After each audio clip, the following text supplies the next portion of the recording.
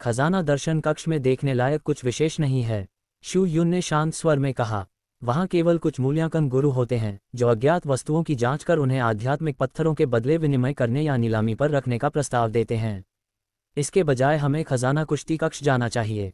वहाँ रखी वस्तुएं सभी दाव साथियों की दृष्टि का विस्तार कर देंगी। स्पष्ट था कि शू युन इस स्थान से अत्यंत परिचित था। उसने उस नश्वर स्त्री के आगे बढ़कर मार्गदर्शन करने की प्रतीक्षा तक नहीं की, बल्कि स्वयं ही दाएं ओर स्थित कक्ष की ओर चल पड़ा। जैसे ही वह प्रकाश अवरोध लाइट बैरियर के समीप पहुंचा, उसने बिना कुछ कहे अपनी जेड पहचान पट्टिका को उस पर दबाया। क्षण भर में ही प्रकाश की परत में एक गोलाकार द्वार प्रकट हो गया। उसने शेष दल को संकेत किया और स्वयं पहले भीतर प्रवेश कर गया। यी जिंग, मेघराज और अन्य सभी सदस्य एक पंक्ति में उसके पीछे पीछे अंदर चले गए। जब जायन ने ये देखा तो उसने ध्यान दिया कि वह नश्वर स्त्री आदरपूर्वक बाहर ही खड़ी रही। उसने जिज्ञासावश उससे पूछा, क्या तुम्हें भीतर नहीं जाना?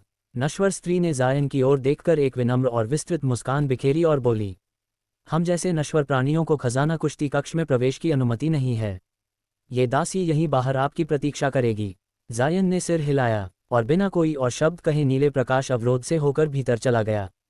प्रकाश अवरोध अपने आप बंद हो गया। लार्ज डायमंड कक्ष का दृश्य। कक्ष का आंतरिक भाग अत्यंत साधारण और सादा था। लकड़ी की कुछ कुर्सियों के अतिरिक्त अंत में लगभग 10 मीटर चौड़ा एक मंच ही था। मंच के पीछे एक वृद्ध व्यक्ति खड़ा था जो अपने हाथ में पकड़े हुए चमकते नील प्रकाश पत्थर में प्रवचनात्मक स्वर में बोल रहा था। उसके सामने लगभग 30 साधक खड़े थे, जिनमें ची संघनन और आधार स्थापन स्तर के साधक सम्मिलित थे। उनमें एक भी कोर फॉर्मेशन साधक उपस्थित नहीं था। वृद्ध ने आदरपूर्ण स्वर में कहा, ये नील प्रकाश पत्थर अग्नि गुण का एक जादुई उपकरण है जो असाधारण सामग्रियों से परिष्कृत किया गया है। इसके स्वामी ने इसकी प्रारंभिक बोली 500 आध्यात्मिक पत्थर रखी है। परंपरा के अनुसार प्रत्येक नई बोली को कम से कम 30 पत्थर अधिक होना चाहिए। अब नीलामी प्रारंभ होती है। 530 आध्यात्मिक पत्थर, 570, 600। वृद्ध के वाक्य पूर्ण होते ही अनेक साधकों ने बोलियां लगानी आरंभ कर दीं। यद्यपि बोली अत्यंत उग्र नहीं थी, फिर भी अंतिम मूल्य 700 के समीप पहुंच गया। अंततः एक युवा आधार स्थापन साधक मंच पर आया। संपूर्ण मूल्य आध्यात्मिक पत्थरों में चुकाकर जादुई उपकरण ले गया। अगला उपकरण पृथ्वी गुण का जादुई साधन। वृद्ध ने बिना किसी विलंब के अगली वस्तु की नीलामी आरंभ कर दी। लार्ज डायमंड जायन का दृष्टिकोण। जायन को जादुई उपकरणों में स्वाभाविक रूप से कोई रुचि नहीं थी। उसकी दृष्टि पूरे कक्ष में सहजता से घूमती रही। उसी समय उसने देखा कि शू युन एक कोने में दल के अन्य सदस्यों से धीमे स्वर में बातचीत कर रहा था। जायन शांत भाव बनाए रखते हुए उनकी ओर चला गया। लार्ज डायमंड नगर पर चर्चा।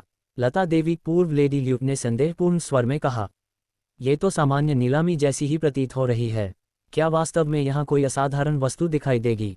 शू युन ने रहस्यमय मुस्कान के साथ उत्तर दिया, चिंता मत कीजिए। यद्यपि यहाँ नीलामियाँ अक्सर होती रहती हैं, कभी कुछ दिनों में तो कभी आधे महीने में, किंतु प्रत्येक नीलामी में कुछ न कुछ विशिष्ट अवश्य प्रस्तुत किया जाता है। भले ही ये सबसे दुर्लभ सामग्री न हो, फिर भी आंतरिक तारा सागर में इन्हें देख पाना अत्यंत दुर्लभ है। उसी क्षण उसने जायन को आते देखा और मुस्कुरा दिया। जायन ने हल्के से सिर हिलाया और ऐसा प्रश्न किया जिसने सबको क्षण भर के लिए चकित कर दिया, दाव साथी शू, ब्लैकस्टोन नगर में कुल कितने साधक रहते हैं? यहाँ उपस्थित लोगों की संख्या तो बहुत कम प्रतीत होती है।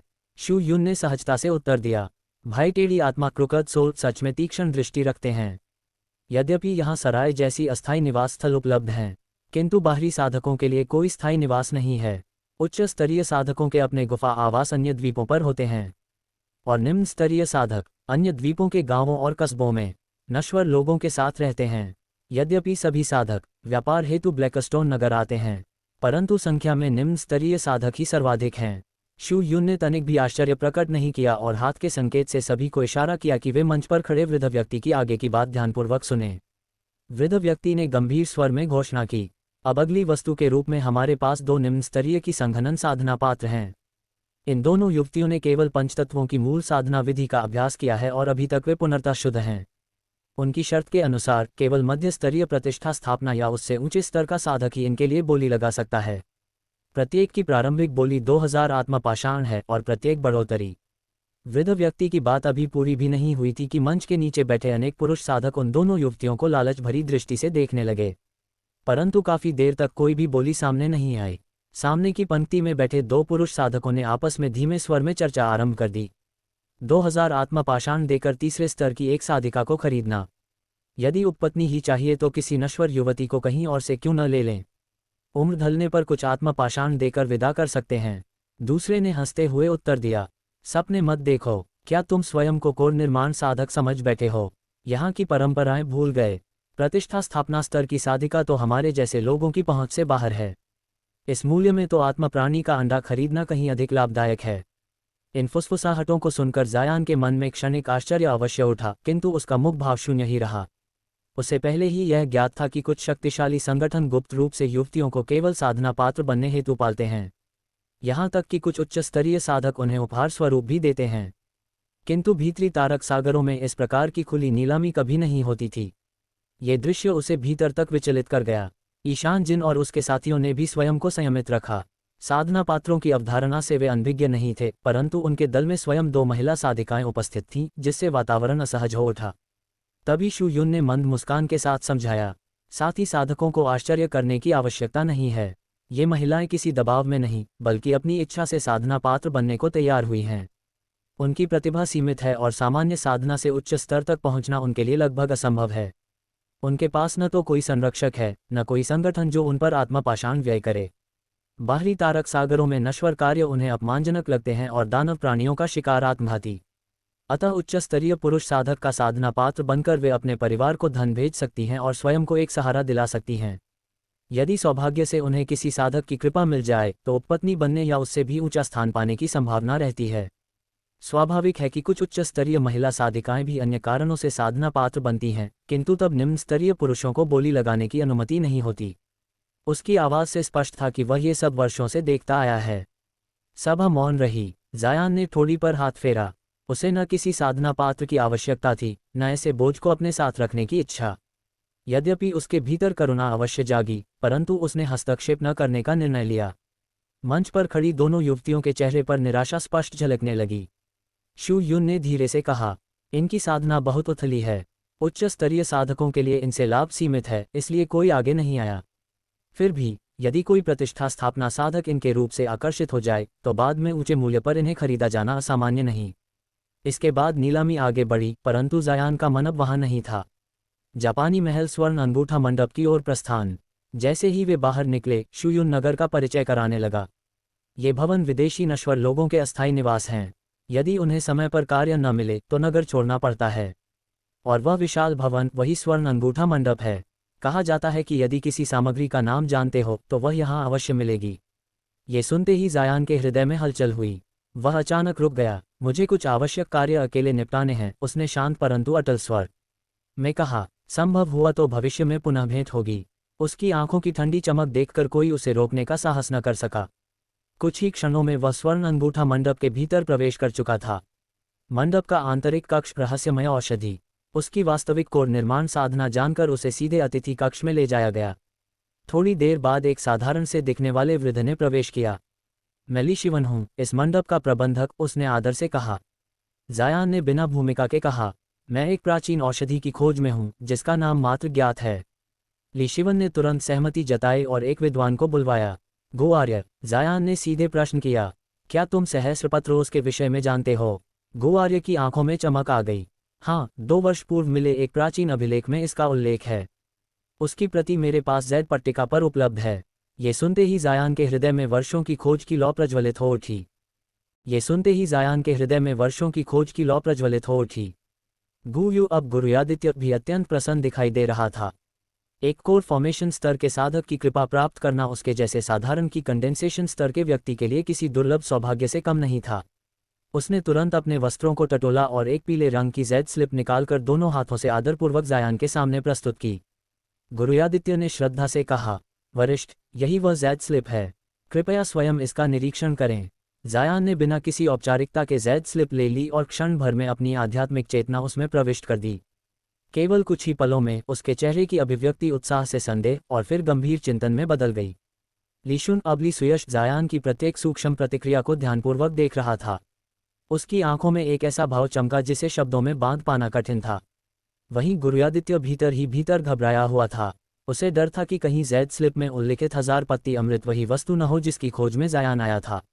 अंततः जायान ने अपनी चेतना वापस खींच ली और शांत स्वर में कहा, हाँ, यही वह वस्तु है। हालांकि उसकी आंखों में जो उत्साह पहले था वह अब काफी मंद पड़ चुका था। ली सुयश ने स्थिति को भांपते हुए सावधानी से पूछा, क्या इसमें कोई समस्या है?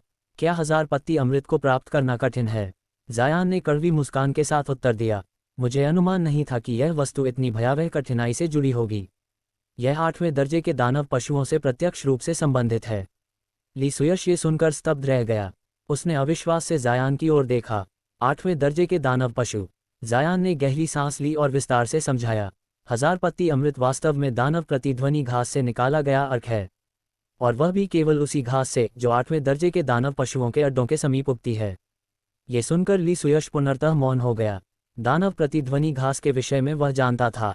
यह ऐसी घास थी जो दीर्घकाल तक दानविकी के संपर्क में रहने पर ही पनपती थी। परंतु 8वें दर्जे के दानव पशु के निवास स्थान के पास उगने वाली घास ये तो लगभग मृत्यु को आमंत्रण देने जैसा था। ब्लैकरॉक नगर में उसने अधिकतम 7वें दर्जे के दानव पशु देखे थे। 8वां दर्जा तो केवल किंवदंतियों में ही सुना गया था। ली सुयश के मन में एक ही प्रश्न गूंज रहा था, आखिर जायान किस स्तर की औषधि को परिष्कृत करने का प्रयास कर रहा है? कुछ क्षण जेड स्लिप को हाथ में घुमाने के बाद जायान ने संकोच के साथ कहा, इस जेड स्लिप के अभिलेख भविष्य में मेरे लिए उपयोगी हो सकते हैं। क्या आप इसे मुझे सौंपने की अनुमति देंगे? गुरुयादित्य ने बिना हिचक उत्तर दिया, यदि वरिष्ठ को इसकी आवश्यकता है तो कृपया इसे स्वीकार करें। जायान ने संतोषपूर्वक सिर हिलाया। फिर उसने हाथ घुमाया और एक छोटी बोतल तथा एक पीले रंग की तलवार चिन्ह वाली ताबीज प्रकट की। वरिष्ठ होने के नाते जायान ने कहा, मैं तुम्हें खाली हाथ नहीं जाने दूंगा। इस बोतल में साधना बढ़ाने वाली औषधियां हैं और यह एक रक्षा ताबीज है। गुरुयादित्य की आंखें चमक उठीं। उसने बार बार झुककर धन्यवाद दिया। एक की कंडेंसेशन साधक के लिए यह वस्तुएं अमूल्य थीं। ली सुयश ने स्थिति संभालते हुए कहा, अब तुम जा सकते हो। कुछ ही पलों में कक्ष फिर से शांत हो गया। ली सुयश ने सौम्य स्वर में पूछा, क्या इसके अतिरिक्त मैं आपकी और सहायता कर सकता हूँ? जायान ने उत्तर दिया, हाँ, एक और वस्तु चाहिए, अगेट दानव पशु का सींग। ली सुयश हंस पड़ा, आप सही स्थान पर आए हैं। पिछले महीने ही मुझे ऐसे 2 सींग प्राप्त हुए थे। थोड़ी देर में एक सुंदर लकड़ी के बक्से में वह सींग लाया गया। नीली रोशनी से चमकता आधा फुट लंबा वह सर्पिल सींग अत्यंत उत्कृष्ट था। जायान ने संतोष से कहा, यह उपयुक्त है। मूल्य चुकाने के बाद कुछ औपचारिक संवाद हुए, पर जायान ने समुद्र में साथ जाने के प्रस्ताव को शालीनता से अस्वीकार कर दिया। वह अनजान साधकों के साथ जीवन को जोखिम में डालना नहीं चाहता था। धुंध का द्वीप। ब्लैकरॉक नगर छोड़ने के बाद जायान ने एकांत की खोज में उत्तर और फिर पश्चिम की दिशा पकड़ी। लगभग 2 सप्ताह बाद उसे एक छोटा द्वीप दिखाई दिया। यह उसका अब तक का चौथा निर्जन द्वीप था, जहां एक मध्यम स्तरीय आध्यात्मिक शिरा विद्यमान थी। परंतु सबसे अधिक जिसने जायान का ध्यान खींचा वह थी उंगली से दाहिनी ओर इशारा द्वीप को चारों ओर से घेरे हुई घनी श्वेत धुंध। उस धुंध में एकांत भी था, रहस्य भी और सुरक्षा भी। जायान की आंखों में हल्की चमक उभरी। यही वह स्थान था जहां वह स्वयं को संसार से छिपाकर नए स्तर की साधना आरंभ कर सकता था। सब्सक्राइब करो हेवनली डाउटेल्स को। उस छोटे द्वीप को चारों ओर से घेरने वाली विशाल श्वेत धुंध अत्यंत रहस्यमयी प्रतीत हो रही थी। ये धुंध किसी प्राकृतिक कारण से उत्पन्न नहीं हुई थी, बल्कि इसके बनने का कारण पास ही समुद्र में घूमते हुए कुछ भंवर थे। हालांकि धुंध द्वीप के चारों ओर किनारों से फैली हुई थी, किंतु ऊपर से देखने पर वह पूरी तरह छाया नहीं करती थी। ये दृश्य देखकर जायान अत्यंत चकित हुआ। परंतु जब वह समुद्र में गोता लगाकर नीचे से द्वीप को देखने गया, तब इस रहस्य का वास्तविक कारण उसके सामने स्पष्ट हो गया। द्वीप के समुद्र तल में असंख्य उंगली के आकार के छोटे छोटे छिद्र फैले हुए थे, और उन छिद्रों के बीच से हजारों की संख्या में पतली चांदी सी चमकती मछलियां तीव्र गति से इधर उधर तैर रही थीं। पहली नज़र में वे साधारण छोटी मछलियों जैसी लग रही थीं, किंतु जब जायान ने अपनी हथेली पर आध्यात्मिक शक्ति चढ़ाकर एक मछली को पकड़ लिया, तो उसे तुरंत पता चल गया कि यह कोई साधारण जीव नहीं था। उस मछली के शरीर पर कोई शल्क स्केल नहीं थे। इसके स्थान पर उसका पूरा शरीर चांदी जैसे कठोर अस्थि कांटों से ढका हुआ था, जो अत्यंत नुकीले और खतरनाक थे। यदि कोई साधारण मनुष्य उसे नंगे हाथों से पकड़ने का प्रयास करता, तो उसके हाथ पल भर में ही छलनी हो जाते। उस मछली को देखते ही जायान के मन में अचानक एक नाम कौंधा, समुद्री कतरन मछली। यह मछली एक निम्न स्तरीय एक दर्जे का दानव जीव थी, जो बड़े बड़े झुंडों में रहती थी और समुद्र की सतह पर पानी उछालना मानो उसका स्वाभाविक मनोरंजन हो। इसके शरीर से निकले लोहे जैसे कांटों के कारण ही इसे यह विचित्र नाम दिया गया था। इस द्वीप के आसपास इतनी अधिक संख्या में समुद्री कतरन मछलियां मौजूद थीं कि उनके द्वारा उछाला गया समुद्री जल लगातार वाष्पीकृत होकर पूरे द्वीप को घने कोहरे में ढक देता था। ये दृश्य वास्तव में अत्यंत दुर्लभ और अद्भुत था। यदि जायान ने मार्ग में एक रजत पंखी पक्षी का पीछा करते हुए इस धुंध में प्रवेश न किया होता, तो वह इस द्वीप के अस्तित्व से कभी परिचित ही नहीं हो पाता। दूर से समुद्र में थोड़ी सी धुंध दिखाई देना अत्यंत सामान्य बात थी, और कोई भी साधक उसे अनदेखा कर आगे बढ़ जाता। द्वीप के चारों ओर कई बार चक्कर लगाने के बाद जायान ने बिना किसी और विचार के यहीं अपना गुफा निवास केव रेजिडेंस स्थापित करने का निर्णय ले लिया।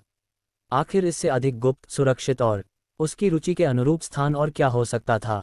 द्वीप की आध्यात्मिक शिरा लगभग 5 किलोमीटर लंबी पर्वत श्रृंखला में स्थित थी, जिसमें कुछ ही छोटे छोटे शिखर थे, और सबसे ऊंचा शिखर भी मात्र 120 मीटर ऊंचा था।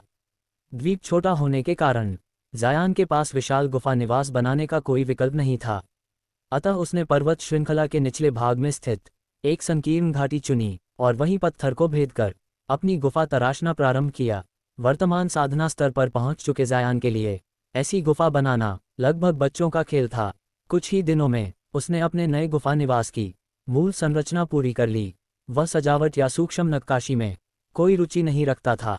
इसके स्थान पर उसने स्वयं द्वारा परिष्कृत किए गए कई गठन उपकरण फॉर्मेशन टूल्स स्थापित किए, जिनसे उसकी गुफा और पूरी पर्वत श्रृंखला एक शक्तिशाली मंत्र प्रतिबंध से ढक गई। दूर से देखने पर वह पर्वत श्रृंखला अब दिखाई नहीं देती थी, बल्कि उसके स्थान पर एक घना हरा भरा वन प्रतीत होता था। ये काल्पनिक वन पास के वास्तविक जंगल से बिल्कुल स्वाभाविक रूप से जुड़ गया था, मानो वहां कभी कुछ और था ही नहीं। ऊपर आकाश से जायान ने ठुड्डी पर हाथ रखकर इस व्यवस्था का निरीक्षण किया, किंतु उसके मन में फिर भी हल्की सी असहजता बनी रही। यदि कोई उच्च स्तरीय साधक उसकी तरह इस धुंध को चीरता हुआ भीतर आ गया, तो ये प्रतिबंध उसे अधिक समय तक धोखा नहीं दे पाएगा। कुछ बुदबुदाने के बाद उसके मन में अचानक एक उपाय आया। वह तुरंत अपनी गुफा में लौटा, अपने पास उपलब्ध सामग्रियों की जांच की और एक गुप्त कक्ष में नए उपकरणों का परिष्करण आरंभ कर दिया। 7 दिनों बाद जायान अपनी गुफा से पुनः बाहर निकला और उसके पास 1 दर्जन से अधिक समान प्रकार के गठन उपकरण थे। वे देखने में न तो भव्य थे और न ही आकर्षक, परंतु जैसे ही उसने उन्हें पूरे द्वीप में अलग अलग स्थानों पर स्थापित किया, हर गठन से घनी धुंध की धाराएं उग्र रूप से बाहर निकलने लगीं। कुछ ही समय में ये कृत्रिम धुंध समुद्री जल से बनी प्राकृतिक धुंध के साथ एकाकार हो गई और पूरे द्वीप को पुनर्तः अदृश्य कर दिया। अब यदि कोई साधक निचली ऊंचाई पर उड़ता हुआ इस क्षेत्र से न गुजरे, तो इस द्वीप को देख पाना लगभग असंभव था। हर दिशा से निरीक्षण करने के बाद जायान अंततः संतुष्ट हुआ। भले ही उसे इतने गठन सक्रिय करने में असंख्य आध्यात्मिक पत्थर खर्च करने पड़े हों, पर उसे जरा भी खेद नहीं था। संभावित विपत्तियों से बचने के लिए वह स्वयं को कंगाल करने को भी तैयार था। इसके बाद वह तेजी से अपनी गुफा में लौटा और वहां की सूक्ष्म व्यवस्थाओं जैसे कीट कक्ष, औषधि उद्यान आदि को व्यवस्थित करने में लग गया। 2 दिन बाद जायान एक पत्थर के कक्ष में गंभीर मुद्रा में बैठा था। उसकी आध्यात्मिक चेतना उस पीली जैद स्लिप में डूबी हुई थी जो उसे गुरुयादित्य से प्राप्त हुई थी। अचानक उसके चेहरे की मांसपेशियां हल्की सी फड़कीं। उसने चेतना वापस खींची और गहन चिंतन में डूब गया। कुछ देर बाद वह उठा, कक्ष में कई चक्कर लगाए और उसका भाव और भी गंभीर हो गया। फिर उसने अपनी भंडारण थैली से एक श्वेत जैद का डिब्बा निकाला। कुछ क्षण उसे निहारने के बाद उसने धीरे से ढक्कन खोला। अंदर कुछ इंद्रधनुषी चमक वाले छोटे मोती रखे थे। अग्नि मृग तृष्णा पतंगा। जायान ने एक मोती उठाया और उसे आंख के पास लाकर देखा। फिर उसने आंखें बंद कर लीं और जैद स्लिप में देखे गए उस रहस्यमय दृश्य को मन में दोहराया। एक मुट्ठी भर आकार का विशाल इंद्रधनुषी मोती, जिसके चारों ओर 10 से अधिक छोटे मोती परिक्रमा कर रहे थे। वे छोटे मोती ठीक वैसे ही थे जैसा अभी उसके हाथ में था, और वह विशाल मोती वही था स्वर्ग संशोधन औषधि, जिसे उसने कभी स्वर्ग शून्य कड़ाह से निकलते देखा था। ये दृश्य जैद स्लिप में था, पर बिना किसी विवरण के। यही रहस्य जायान को सबसे अधिक चकित कर रहा था। इसी कारण उसने जैद स्लिप के बदले केवल औषधियां ही नहीं, बल्कि एक रत्न ताबीज भी गुरुयादित्य को दिया था। यदि यह रहस्य न होता, तो वह इतना मूल्यवान प्रतिफल कभी न देता। जैद स्लिप में ऐसे अनेक विचित्र चित्र थे, पर कोई भी व्याख्या के साथ नहीं था, और यही सबसे बड़ा रहस्य था। सब्सक्राइब करो हेवनली डाउ टेल्स को। जैद स्लिप को वापस अपने सामने रखते हुए ज़यान ने एक गहरी सांस ली, क्योंकि उसके मन में यह बात स्पष्ट होती जा रही थी कि यह साधारण विरासत या सामान्य सूचना संग्रह नहीं था, बल्कि किसी अत्यंत प्राचीन और रहस्यमय साधक द्वारा छोड़ा गया अधूरा संकेत था, जो केवल योग्य व्यक्ति के हाथों में पहुंचने पर ही अर्थ प्रकट करता था। उसने धीरे धीरे जैद स्लिप को घुमाया, मानो उसके भीतर छिपे रहस्य को किसी भिन्न दृष्टि से देखने का प्रयास कर रहा हो, किंतु चाहे वह कितनी ही बार अपनी आध्यात्मिक चेतना उसमें प्रविष्ट करे, वे चित्र वैसे ही बने रहते, स्पष्ट, चमकदार, परंतु पुनर्तः मौन। ज़यान के अनुभव के अनुसार जितनी अधिक मौन कोई विरासत होती है, उतनी ही अधिक घातक या दिव्य होती है। उसने अपने हाथ में पकड़े इंद्रधनुषी मोती को देखा, फिर श्वेत जेड बॉक्स में शेष मोतियों की ओर दृष्टि डाली और अंततः धीमे स्वर में बुदबुदाया, यदि ये वास्तव में अग्नि मृगतृष्णा पतंगे के अंडे या संकुचित रूप हैं, तो यह विरासत साधारण नहीं हो सकती। उसके मस्तिष्क में अनेक संभावनाएं उभरने लगीं। यदि स्वर्ग संशोधन औषधि वास्तव में उस विशाल इंद्रधनुषी मोती से जुड़ी थी, और यदि उसके चारों ओर मंडराने वाले छोटे मोती इन पतंगों से संबंधित थे, तो ये स्पष्ट था कि इस औषधि के परिष्करण में जीवित आध्यात्मिक प्राणी सम्मिलित थे, जो कि साधारण औषधि विद्या की सीमाओं से बहुत परे था। यही कारण था कि 1000 पत्ती ओस जैसी दुर्लभ वस्तुएं 8 दर्जे के दानव जीवों के क्षेत्र से जुड़ी हुई थीं। सब कुछ आपस में जुड़ रहा था। ज़यान ने धीरे से जेड बॉक्स बंद किया और उसे अत्यंत सावधानी से भंडारण थैली में रख दिया, क्योंकि उसे भली भांति ज्ञात था कि यदि इन वस्तुओं का रहस्य जरा सा भी बाहर लीक हो गया, तो ये छोटा सा द्वीप भी उसके लिए मृत्युस्थल बन सकता था। उसने पत्थर की दीवार के सहारे पीठ टिकाए और आंखें बंद कर लीं। उसका मन अब एक ही दिशा में केंद्रित हो चुका था, पहले स्वयं की साधना को स्थिर करना, फिर अग्नि मृगतृष्णा पतंगों को सुरक्षित रूप से पोषित करना, और उसके बाद उस रहस्यमय स्वर्ग संशोधन औषधि के वास्तविक स्वरूप को उजागर करना। किंतु ठीक उसी क्षण उसकी भौहें हल्के से सिकुड़ गईं। द्वीप के बाहरी क्षेत्र में स्थापित एक गठन ने अत्यंत सूक्ष्म सा कंपन उत्पन्न किया था। यह कोई हमला नहीं था, न ही कोई जानबूझकर किया गया हस्तक्षेप, बल्कि ऐसा प्रतीत हुआ मानो कोई बाहरी वस्तु या कोई जीव धुंध के किनारे से गुजर गया हो। ज़यान ने तुरंत आंखें खोलीं। उसकी दृष्टि शांत थी, परंतु भीतर से वह पुनर्तः सतर्क हो चुका था। उसने कोई जल्दबाजी नहीं की, क्योंकि वह जानता था कि अधीरता ही सबसे बड़ी भूल होती है। धीरे धीरे वह खड़ा हुआ, अपनी आध्यात्मिक चेतना को अत्यंत नियंत्रित रूप में फैलाया और केवल द्वीप की बाहरी परिधि तक सीमित रखा। कुछ ही क्षणों में उसने स्थिति को भांप लिया। कोई साधक नहीं था, बल्कि यह एक अपरिपक्व दानव जीव था, जो समुद्री धुंध में भटकते हुए अनजाने में इस क्षेत्र में प्रवेश कर गया था। ज़यान ने राहत की सांस ली, किंतु साथ ही उसके मन में एक और विचार उभरा। यदि आज ये दानव जीव यहाँ तक आ सकता है, तो भविष्य में कोई साधक भी इसी प्रकार संयोगवश यहाँ पहुँच सकता है। मुझे और सावधान रहना होगा। उसने मन ही मन निश्चय किया। उसके लिए समय अब अत्यंत मूल्यवान था। उसने तुरंत योजना बनाई कि अगले कुछ महीनों तक वह पुनर्तः एकांत में रहेगा, बिना किसी बाहरी संपर्क के, न तो दानव शिकार, न ही व्यापार, न ही किसी प्रकार का समुद्री अन्वेषण। केवल साधना, केवल परिष्करण और केवल तैयारी, क्योंकि वह भली भांति जानता था, जब अग्नि मृगतृष्णा पतंगे जागेंगे, तो ये शांत द्वीप कभी भी पहले जैसा नहीं रहेगा। अध्याय रूपांतरण परीक्षा। वह जेड पर्ची अनेक विचित्र चित्रों से भरी हुई थी, किंतु उनमें से प्रत्येक में किसी भी प्रकार का विवरण नहीं था। वहाँ जादुई औजारों और खजानों के चित्र थे, साथ ही अनेक राक्षसी जीव जंतु और भूतिया राक्षस भी थे, जिन्हें ज़यान ने पहले कभी नहीं देखा था। उनमें स्वर्ग मरम्मत गोली का चित्र देखने के बाद उसे लगा कि ये चित्र अत्यंत महत्वपूर्ण होने चाहिए। ज़यान ने सावधानीपूर्वक इन चित्रों को अपनी स्मृति में अंकित कर लिया और यदि भविष्य में उन्हें देखे तो उन्हें बहुत महत्व देने का निश्चय किया। हालांकि ज़यान ने पेटी में रखे मोतियों को थोड़ी अजीबोगरीब भावना के साथ देखा। इसमें कोई संदेह नहीं था कि इन इंद्रधनुषी मोतियों का स्वर्ग मरम्मत गोली से गहरा संबंध था, अन्यथा वे चित्र में एक साथ क्यों दिखाई देते। यह विचार करने पर कि मोतियों को शिखर प्रतिभा के कंकाल से परिष्कृत किया गया था, उसे अचानक शिखर प्रतिभा की रक्त जैड मकड़ियां याद आईं।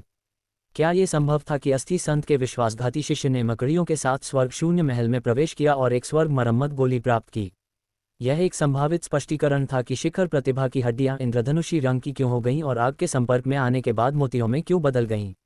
अनेक औषधि गोलियां लेने के अपने अनुभव से ज़यान को लगा कि स्वर्ग मरम्मत गोली या तो अभी तक पूरी तरह से परिष्कृत नहीं हुई थी, या इसकी औषधीय प्रकृति इतनी उग्र थी कि सेवन के बाद इसे लगातार कठिन परिष्करण की आवश्यकता थी।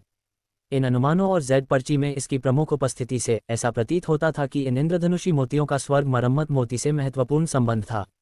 यद्यपि औषधि गोलियां बनाने के लिए साधक के शरीर को गोली भट्टी के रूप में उपयोग करना साधना संसार में शायद ही कभी देखा गया था, ज़यान ने व्यक्तिगत रूप से इसे एक बार पहले देखा था।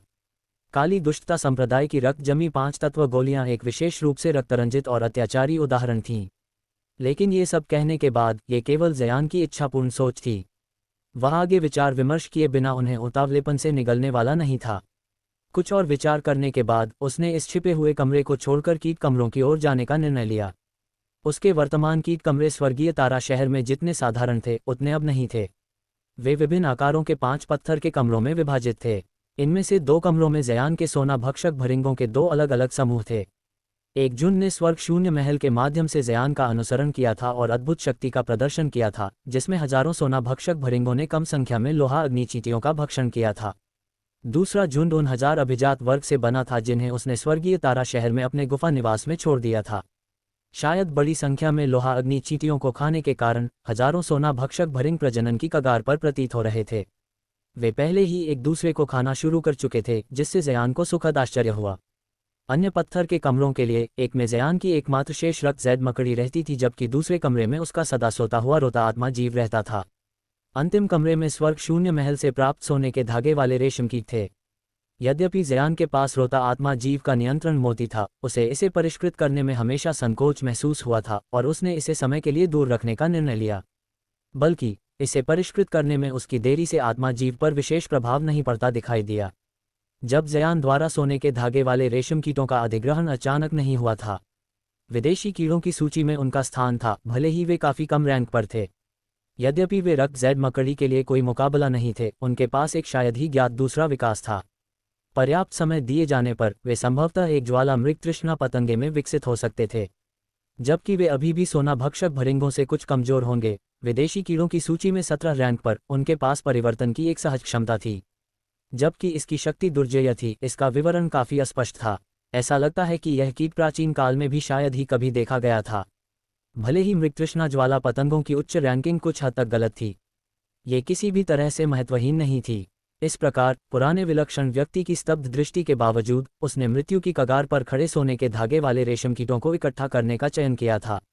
वान तियानमिंग द्वारा बिना किसी हिचकिचाहट के उन्हें त्याग दिया गया था, क्योंकि सोने के धागे वाले रेशम कीटों ने उस समय अपनी मूल ऊर्जा की संपूर्णता को लगभग समाप्त कर दिया था। उन्हें प्राप्त करने के बाद ज़यान ने उन्हें लगातार आत्मा पोषण गोलियां और अन्य दुर्लभ आध्यात्मिक औषधियां खिलाईं। हालांकि इस सब ने इस बिंदु पर केवल अपरिहार्य को लंबा करने का काम किया था। प्रत्येक गुजरते दिन के साथ वे तेजी से कमजोर होते गए और ज़यान केवल असहाय रूप से देख सकता था, क्योंकि वे गिरावट जारी रखते थे। उस क्षण अचानक उसे एक विचार आया। वह सीधे सोने के धागे वाले रेशम कीटों के कमरे में पहुंचा और मंत्र प्रतिबंध बाधा के माध्यम से जो देखा उस पर भौहें चढ़ा दीं। उस क्षण विशाल गहरे हरे रेशम कीट गतिहीन रूप से जमीन पर पड़े थे, जैसे कि वे पहले ही मर चुके हों। यदि उनके शरीर से उत्सर्जित होने वाली मंद आध्यात्मिक ऊर्जा न होती तो वह उन्हें मृत मान लेता। ज़यान बिना हिचकिचाहट के कमरे में प्रवेश किया और एक क्षण के लिए विदेशी कीड़ों के चारों ओर घूमा, फिर उनमें से सबसे मजबूत आत्मा वाले नर और मादा रेशम कीटों को चुना। इसके बाद उसने जैड बक्से से 2 इंद्रधनुषी मोती निकाले और प्रत्येक रेशम कीट को एक एक खिलाया, फिर कमरे से निकल गया। ज़यान के विचार काफ़ी सरल थे। चूंकि इन कीड़ों को बचाया नहीं जा सकता था, वह इंद्रधनुषी मोतियों के औषधीय प्रभावों का परीक्षण कर सकता था। स्वर्ग मरम्मत गोली की महान प्रतिष्ठा के साथ उनकी औषधीय शक्तियां चमत्कारिक से परे होनी चाहिए। यदि ये मोती वैसे ही थे जैसा उसने कल्पना की थी और वास्तव में स्वर्ग मरम्मत गोलियां थीं, तो वह लाभान्वित होगा, भले ही सोने के धागे वाले रेशम कीटों को नहीं बचाया जा सके।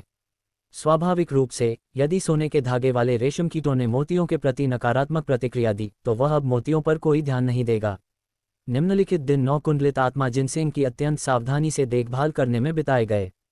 यह अद्वितीय जड़ उसके बाद में नवजात आत्मा बनाने के लिए बहुत महत्वपूर्ण थी। अपने औषधीय बगीचे के केंद्र में ज़यान ने पृथ्वी का एक छोटा टुकड़ा अलग किया। उसने विशेष रूप से कार्य के लिए परिष्कृत किए गए गठन झंडे रखने के बाद आसपास की मिट्टी सुनहरे पत्थर की एक अभेद्य परत बन गई। इसके साथ वह अंततः आत्मविश्वास के साथ अंदर 9 कुंडलित आत्मा जिनसेंग रख सकता था। जिनसेंग के सफ़ेद खरगोश आत्मा अवतार के लिए यह अभी भी एक जैड बक्से के अंदर फंसा हुआ था। ज़यान का इसे वहां लंबे समय तक रखने का कोई इरादा नहीं था। आखिरकार अगर वे बहुत लंबे समय तक अलग रहे तो इसका आत्मा जिनसेंग पर नकारात्मक प्रभाव पड़ सकता था। ज़यान ने फिर ताबीज से ढके जैड बक्से को औषधीय बगीचे में लाया और इसे आत्मा जिनसेंग के पास रखा। ताबीजों को फाड़ने और बक्सा खोलने के बाद सफ़ेद प्रकाश की एक लकीर बक्से से बाहर निकली और 9 कुंडलित आत्मा जिनसेंग के चारों ओर घूमी, फिर उसमें गायब हो गई। जब ज़यान ने ये देखा तो उसने एक जानकार मुस्कान पहनी। ऐसा लग रहा था कि सफ़ेद खरगोश अवतार भय से भरा हुआ था क्योंकि इसे पहले ही एक बार पकड़ा जा चुका था। ये काफ़ी डरपोक था, लेकिन जब जयान ने नौकुंडलित आत्मा जिनसेंग के शरीर पर एक नज़र डाली तो उसने सोचना शुरू किया कि क्या हरे तरल का इस पर कोई चमत्कारिक प्रभाव होगा या नहीं। फिर उसने समय के लिए विचार को एक तरफ रख दिया। आत्मा जिनसेंग कहीं नहीं जा रही थी और हरे तरल की कहीं और आवश्यकता थी। इन परीक्षणों को बाद के लिए बचाना होगा। इसके अलावा हरा तरल नौकुंडलित आत्मा जिनसेंग की क्षमताओं को बहुत बढ़ा सकता था, जिससे ये संभवतः गठन मंत्र से बच सकता था और उसे दुख से अभिभूत कर सकता था। यह कोई साधारण पौधा नहीं था, बल्कि एक पौराणिक दिव्य औषधीय पौधा था। सावधान रहना सबसे अच्छा था। उस विचार के साथ जयान ने सफलतापूर्वक इसे नियंत्रित करने के बाद नौकुंडलित आत्मा जिनसेंग पर अब कोई ध्यान नहीं दिया। हरे तरल के लिए जयान वर्तमान में इसका उपयोग आत्मा पोषण वृक्ष को परिपक्व करने के लिए कर रहा था, जो 3 दिव्य लकड़ियों में से एक प्रसिद्ध था। यद्यपि ये केवल एक छोटी जड़ थी, जयान को विश्वास था कि कई वर्षों के भीतर ये वापस एक 10,000 साल के पेड़ में विकसित हो जाएगी। मूल रूप से जयान ने स्वर्ग शून्य कड़ाही का अध्ययन करने का इरादा किया था और देखें कि क्या वह इसे खोलने का कोई तरीका खोज सकता है। लेकिन प्रक्रिया में उसने गलती से अस्थि संत की छोटी पसली की हड्डी को खोज लिया, जिससे समय के लिए उसकी रुचि बदल गई। चूंकि यह भयानक पवित्र असुर ज्वालाओं का सामना करने में सक्षम थी, इसलिए ये काफ़ी असाधारण साबित होनी चाहिए। अपने बिस्तर पर लेटकर उसने अपने हाथ में चमकदार सफ़ेद वस्तु से खेला और उत्सुकता से इसे देखा। गहन यीन कलाएं पसली की हड्डी के बारे में जयान को पहली चीज़ जो एहसास हुआ वह ये थी कि यह स्पष्ट रूप से संत हड्डी की सच्ची पसली की हड्डी नहीं थी। इसका वर्तमान रूप केवल एक चाल थी जिसका उपयोग पुराने शैतान ने दूसरों की आंखों को धोखा देने के लिए किया था। उस अजीब सामग्री का उल्लेख किए बिना जिससे इसे बनाया गया था, कोई पहले से ही बता सकता था कि यह किसी भी प्रकार का जादुई खजाना नहीं था जो इसने जारी की गई मंद आध्यात्मिक ऊर्जा से था। हालांकि इसमें कोई संदेह नहीं था कि यह मानव निर्मित वस्तु थी, लेकिन इस बात की परवाह किए बिना कि जयान ने इसे आध्यात्मिक भावना या आध्यात्मिक शक्ति से डुबोया, पसली ने थोड़ी सी भी प्रतिक्रिया नहीं दी। जयान ने अपनी भौहें चढ़ाईं और तुरंत याद आया कि पुराने शैतान ने राक्षस भूत का मार्ग चुना था। शायद इस वस्तु को नियंत्रित करने के लिए यीन आत्मा ऊर्जा की आवश्यकता थी। यद्यपि जयान के पास स्वयं कोई यीन आत्मा ऊर्जा नहीं थी, उसके पास आत्मा मंडली का कटोरा था जो उसने बहुत पहले प्राप्त किया था। उसने अपने कठपुतलियों को परिष्कृत करने के लिए सभी यीन आत्माओं का पहले ही उपभोग कर लिया था, लेकिन कटोरा ही अभी भी बहुत मात्रा में यीन ऊर्जा रखता था। उसने अपने आत्मा थैली से आत्मा मंडली का कटोरा निकाला और अपने हाथ में काले रंग के कटोरे को आकस्मिक रूप से देखा, फिर अपनी हथेली से नीली प्रकाश की एक चमक उत्सर्जित की। यीन ऊर्जा का एक निशान फिर उसके हाथ के माध्यम से उसके शरीर में प्रवाहित हुआ। धीरे धीरे अपने पूरे शरीर में यीन ऊर्जा का संचार करने के बाद उसने अपने दूसरे हाथ से पसली की हड्डी को पकड़ लिया। जयान ने कठोरता से पसली की हड्डी को देखना शुरू किया क्योंकि यह तेजी से बर्फीली काली यीन ऊर्जा के एक गोले में लिपट गई। पसली की हड्डी ने अंततः प्रतिक्रिया दी। पसली की हड्डी की मूल रूप से दोषरहित सफ़ेद बाहरी सतह काली होने लगी। इसके चारों ओर यीन ऊर्जा को अवशोषित करते हुए आधी सफ़ेद और आधी काली हो गई। जयान इस परिवर्तन से विशेष रूप से आश्चर्यचकित नहीं हुआ, उसने केवल दृष्टि पर अपनी भौं उठाए। अपनी आंखें बंद करके सोचने के बाद जयान अपने बिस्तर पर बैठ गया। अचानक आत्मा मंडली के कटोरे को पकड़े हाथ से एक चकाचौंध करने वाली नीली रोशनी उत्सर्जित करते हुए उसी समय उसके दूसरे हाथ से भूतिया विलाप मंद रूप से सुनाई दी, पसली की हड्डी के चारों ओर यीन ऊर्जा का एक और भी गहरा बादल इकट्ठा करते हुए। पसली की हड्डी ने बिना किसी संयम के यीन ऊर्जा को पागलों की तरह निगल लिया। एक कप चाय खत्म करने में लगने वाले समय के बाद पसली की हड्डी अंततः पूरी तरह से काली हो गई। हड्डी ने अचानक एक कंपित गुंजन छोड़ना शुरू किया और काले काले प्रकाश की किरणें उत्सर्जित की, कमरे को एक विचित्र भयानक वातावरण से भर दिया। जयान ने हिचकिचाते हुए आत्मा मंडली का कटोरा दूर रखा और हड्डी पर अपनी पकड़ ढीली कर दी, जिससे यह उसके हाथ से तैरने लगी। हड्डी के चारों ओर जो यीन ऊर्जा थी वह अचानक उत्सर्जित हुई काली चमक के झटके से बिखर गई। जयान की नज़र लगातार झिलमिलाती रही क्योंकि उसने विचित्र दृश्य देखा। निरंतर कंपित गुंजन और चमक की झिलमिलाहट के अलावा काली हड्डी ने अब अन्य परिवर्तन नहीं दिखाए। एक क्षण के बाद जयान की अभिव्यक्ति हिल गई और उसने अचानक इसकी ओर इशारा किया। हड्डी उसकी पकड़ में उड़ गई। इसे एक और बार देखने के बाद उसने अपनी आध्यात्मिक भावना को इसमें डुबो दिया। इस बार उसकी आध्यात्मिक भावना को अब बाधित नहीं किया गया, जिससे वह आसानी से पसली की हड्डी में प्रवेश कर सकी। परिणामस्वरूप उसकी आंखों के सामने काली रोशनी चमकी, विशाल प्राचीन अक्षरों और चित्रों की एक धारा को उसके मन में प्रकट करते हुए। ज़ेड पर्ची। जयान ने आश्चर्य की अभिव्यक्ति के साथ बड़बड़ाया। हड्डी किसी प्रकार की अद्वितीय ज़ेड पर्ची थी, कुछ ऐसा जिसका उसने पहले अनुमान लगाया था। अपने दिल में उत्साह को नियंत्रित करने के बाद उसने भीतर के शब्दों का गंभीरता से विश्लेषण करना शुरू किया। गहन यीन कलाएं। जयान ने पहले आधे शब्दों को पढ़ा और उन्हें बेहद परिचित पाया। वह निश्चित था कि उसने उन्हें पहले पढ़ा था। यद्यपि उसने व्यक्तिगत रूप से इस प्रसिद्ध शैतानी दाव साधना कला को विकसित नहीं किया था, उसके अवतार कुटिल आत्मा ने इसके एक व्युत्पन्न दिव्य रक्त प्रकाश को परिष्कृत किया था। इसे पढ़ने के बाद जयान इस निष्कर्ष पर पहुंचा कि जबकि साधना कलाओं में कई मामूली अंतर थे, समग्र रूप से वे काफी हद तक समान थीं। पसली की हड्डी जेड पर्ची में वास्तव में तथाकथित गहन यिन शास्त्र थे। सच कहूं तो जयान कुछ निराश था। चूंकि उसने पहले से ही नीली सार तलवार कलाओं को विकसित किया था, वह इस तकनीक के साथ पुनः साधना के लिए उन्हें मूर्खतापूर्वक त्यागने वाला नहीं था, भले ही इसमें दबंग शक्ति हो। हालांकि उसने तुरंत गहन यिन शास्त्रों से अपनी आध्यात्मिक भावना को वापस नहीं लिया। शैतान दाव गुप्त तकनीकें जो दूसरे भाग में थीं, कुछ ऐसी थीं जो वह संभवतः विकसित कर सकता था। जल्द ही जयान ने प्रत्येक अविश्वसनीय गुप्त तकनीकों को पढ़ने के बाद उसकी मूल निराशा आश्चर्य में बदल गई, फिर हल्की गंभीरता और अंत में उत्साह। गुप्त तकनीकें शक्तिशाली और वास्तव में अकल्पनीय थीं। वह आत्मविश्वासी था कि एक बार जब उसने नीली सार तलवार कलाओं की 9वीं परत और गहन यिन शास्त्रों की उपयुक्त गुप्त तकनीकों को विकसित कर लिया, तो वह किसी भी नवजात आत्मा साधक से बच सकता था जो उसके रास्ते को पार करता। अब वह असहाय रूप से मृत्यु को स्वीकार करने के लिए बर्बाद नहीं होगा यदि वह उन नवजात आत्मा विलक्षणों में से किसी एक से मिला। इन गुप्त तकनीकों में शिखर यिन की स्वर्गव्यापी शव अग्नि थी। स्वर्गव्यापी राक्षस शव के लिए वे केवल परिष्कृत शव थे जो शव अग्नि को परिष्कृत करने की प्रक्रिया में उत्पन्न हुए थे। दुर्भाग्य से इन गुप्त तकनीकों के लिए साधना आधार के रूप में गहन यिन कलाओं की आवश्यकता थी और नवजात आत्मा चरण या उच्चतर पर साधना की आवश्यकता थी। अन्यथा वह निश्चित रूप से इसे अपने लिए परिष्कृत करने का प्रयास करता। आखिरकार उसने व्यक्तिगत रूप से स्वर्गव्यापी शव अग्नि की उग्र शक्ति देखी थी, लेकिन जितनी शक्तिशाली ये थी, स्वर्गव्यापी शव अग्नि की कमजोरियां इसके साधना मंत्र से स्पष्ट हो गईं। जब जयान ने ये देखा तो उसने ठंडे ढंग से हंसा। यदि शिखर यिन ने भविष्य में उससे निपटने के लिए स्वर्गव्यापी शव अग्नि का उपयोग करने की कोशिश की, तो जयान निश्चित रूप से उसे एक अच्छा आश्चर्य देगा। इसे एक क्षण और देखने के बाद जयान 3 गुप्त तकनीकों को खोजने में सक्षम हुआ जो उसे पसंद थीं और जिन्हें एक मूल गठन साधक परिष्कृत कर सकता था। फिर उसने उन्हें स्मृति में प्रतिबद्ध किया जब तक कि वह उन्हें विकसित करने के लिए समय नहीं खोज सकता। जयान ने सावधानीपूर्वक छोटी पसली की हड्डी को दूर रखा। जो उसने प्राप्त किया था उससे बड़ी संतुष्टि की भावनाओं के साथ वह महसूस कर सकता था कि उसका दिल उत्साह से भर रहा था।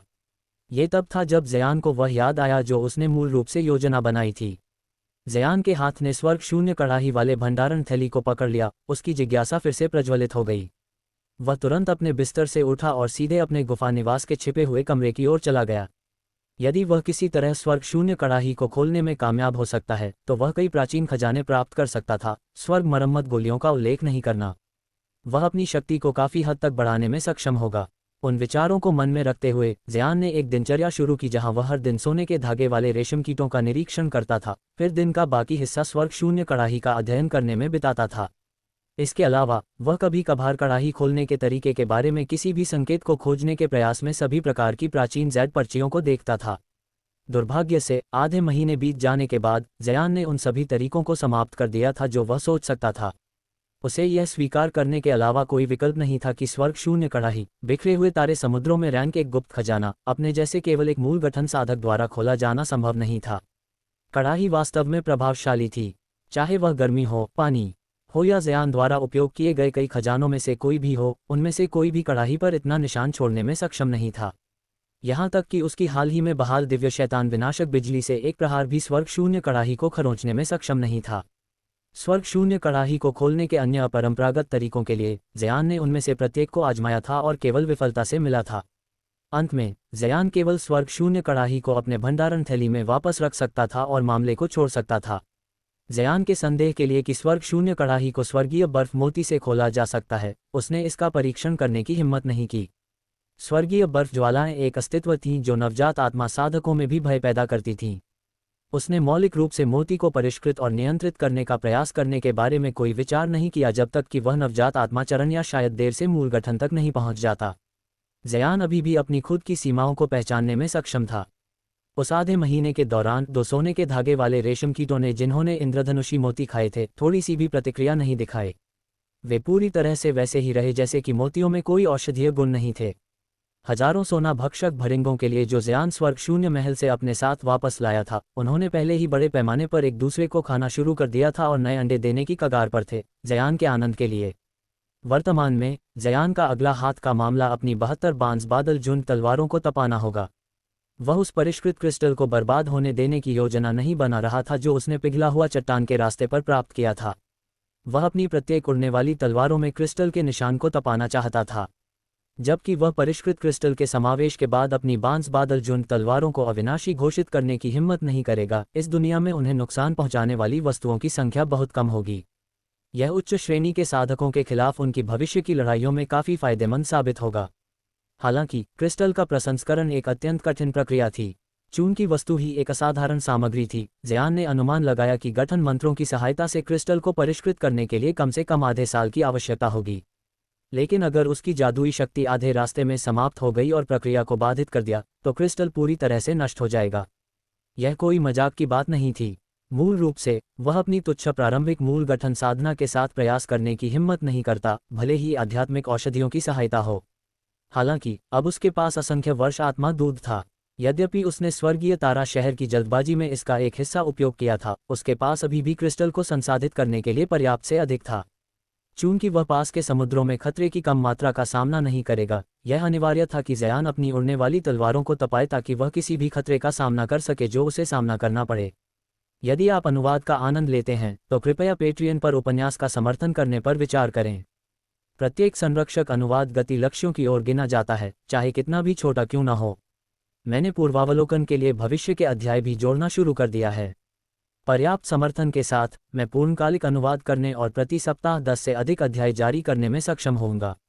रूपांतरण परीक्षा। स्वाभाविक रूप से ज़यान ने अपने नए गुफा निवास में पहले से ही एक उपकरण परिष्करण कमरा बनाया था। अध्याय उग्र बाढ़ अजगर। स्वाभाविक रूप से ज़यान ने अपने नए गुफा निवास में पहले से ही एक उपकरण परिष्करण कमरा बनाया था। एक और गोपनीयता प्रतिबंध लगाने के बाद उसने परिष्कृत क्रिस्टल और असंख्य वर्ष आत्मा दूध को गठन में लाया, फिर कमरे के दरवाजे को कसकर बंद कर दिया। गुफा निवास में अन्य संचालन सुचारू रूप से विशाल वानर कठपुतलियों द्वारा संभाले गए जिन्हें उसने बाहर छोड़ा था, जबकि वह एकांत में रहा।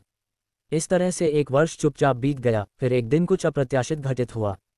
बिना किसी चेतावनी के एक विशाल गड़गड़ाहट अचानक पूरे गुफा निवास में गूंज उठी, जिसके साथ एक निरंतर भूकंप आया। इसके अलावा बाहर से हिंसक गड़गड़ाहट की मंद लहरें सुनाई दे रही थीं। गड़गड़ाहट की लहरें तेजी से जोर से बढ़ती गईं, जैसे कि पूरा द्वीप एक हिंसक तूफान में ढका जा रहा हो। एक दबी हुई धड़कन के साथ उपकरण परिष्करण कमरे का दरवाजा खुला। ज़यान ठंडी अभिव्यक्ति के साथ कमरे से बाहर कूदा। उसकी आंखों में भ्रम स्पष्ट था। अपने गुफा निवास के बाहर विशाल गड़गड़ाहट सुनने पर उसने अचानक अपनी कमर पर एक आत्मा थैली के खिलाफ अपना हाथ मारा, जिससे प्रकाश की एक पीली लकीर निकली। ये हवा में चक्कर लगाती रही, फिर उसकी हथेली में उतर गई। यह एक मंद पीला मीटर लंबा गठन झंडा था जिस पर कुछ ताबीज अक्षर कड़े हुए थे। बिना ज्यादा सोचे ज़यान ने झंडे पर नीली ऊर्जा का एक बादल थूका, जिससे ये पीली रोशनी से चमकने लगा। जैसे ही ज़यान की आंखों से एक ठंडी चमक झिलमिलाई, झंडा उसकी कलाई के एक झटके से पृथ्वी में गिर गया। गठन झंडा पलक झपकते ही पृथ्वी में खुद गया और दृष्टि से गायब हो गया। ज़यान के मुंह से विभिन्न स्वरों के एक दबे हुए मंत्र के साथ एक और आश्चर्यजनक दृश्य घटित हुआ। जैसे ही ज़यान ने अपना मंत्र जारी रखा, जमीन और दीवारें सुनहरी रोशनी से चमकने लगी, जैसे कि वे कच्चे सोने से बनी हों। उसी समय कांपना और भयानक गड़गड़ाहट की लहरें अचानक रुक गईं। सब कुछ वापस सामान्य स्थिति में बहाल हो गया। जब ज़यान ने ये देखा तो उसकी अभिव्यक्ति शिथिल हो गई। हालांकि उसकी आंखों में भ्रम अभी भी गायब नहीं हुआ था। फिर वह नीली रोशनी की एक लकीर में अपने गुफा निवास से आकाश की ओर उड़ गया। एक क्षण बाद ज़यान छोटे द्वीप के ऊपर तैर रहा था। यद्यपि यह कोहरे की एक बाधा में लिपटा हुआ था, उसकी दृष्टि बिल्कुल भी अवरुद्ध नहीं थी, क्योंकि कोहरा उसके अपने गठन मंत्रों का परिणाम था। उसके सामने के दृश्य ने उसकी अभिव्यक्ति को कई बार बदल दिया। उसने पर्वत श्रृंखला और अपने गुफा निवास पर जो गठन मंत्र रखे थे, उनके कारण वे ज्यादातर असुरक्षित रहे। हालांकि गठन मंत्र के बाहर के क्षेत्र अभी भी चल रहे कंपनों से कराह रहे थे।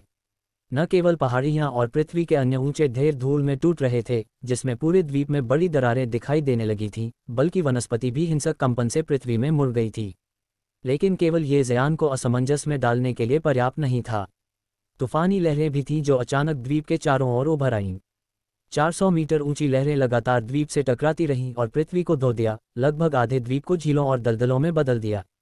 विशाल समुद्री कोहरे से परे विशाल लहरों की दिशा में राक्षसी गुर्राहटें थीं जो गड़गड़ाहट की लहरों के बीच डाली गई थीं, जैसे कि एक पागल जानवर उग्र रूप से इधर उधर मार रहा हो। इसकी प्रत्येक गर्जना के तुरंत बाद गड़गड़ाहट और एक विशाल लहर आई। विशाल लहरों की दिशा में देखते हुए जयान ने सोचा, क्या ये संभव है कि एक उच्च श्रेणी का राक्षसी जानवर पास में उत्पात मचा रहा है। पृथ्वी को चकनाचूर करने वाले दृश्य से ये निश्चित था कि यह एक राक्षसी जानवर था जिसके पास एक विशाल शरीर था। उस विचार के साथ जयान की जिज्ञासा बढ़ रही थी। थोड़ी देर के लिए अपने आप से बड़बड़ाने के बाद उसने खुद को नीली चमक में लपेटा और सीधे कोहरे में गर्जना की दिशाओं की ओर उड़ गया। देखे जाने के डर से जयान ने अपनी ऊर्जा को संयमित किया और अपनी आभा की चमक को तब तक मंद कर दिया जब तक कि यह अब दिखाई न दे। एक पल में उसका अब कोई निशान नहीं रहा। समुद्री कोहरे में उड़ने के बाद जयान एक ही नज़र में अपना लक्ष्य खोजने में कामयाब रहा। पास में एक विशाल राक्षसी जानवर पागलों की तरह इधर उधर मार रहा था। यद्यपि उसने पहले से ही इसका अनुमान लगाया था, जयान ने इसके आकार से भयभीत होकर ठंडी सांस ली। यह विशाल जानवर पहला कछुए प्रकार का राक्षसी जानवर था जिसे उसने कभी देखा था। इसका शरीर क्षेत्र में लगभग 3 किलोमीटर तक फैला हुआ था और ऐसा लग रहा था जैसे समुद्र में एक विशाल पहाड़ तैर रहा हो। इसका खोल काला था और इसके विशाल स्तंभ जैसे पैर थे।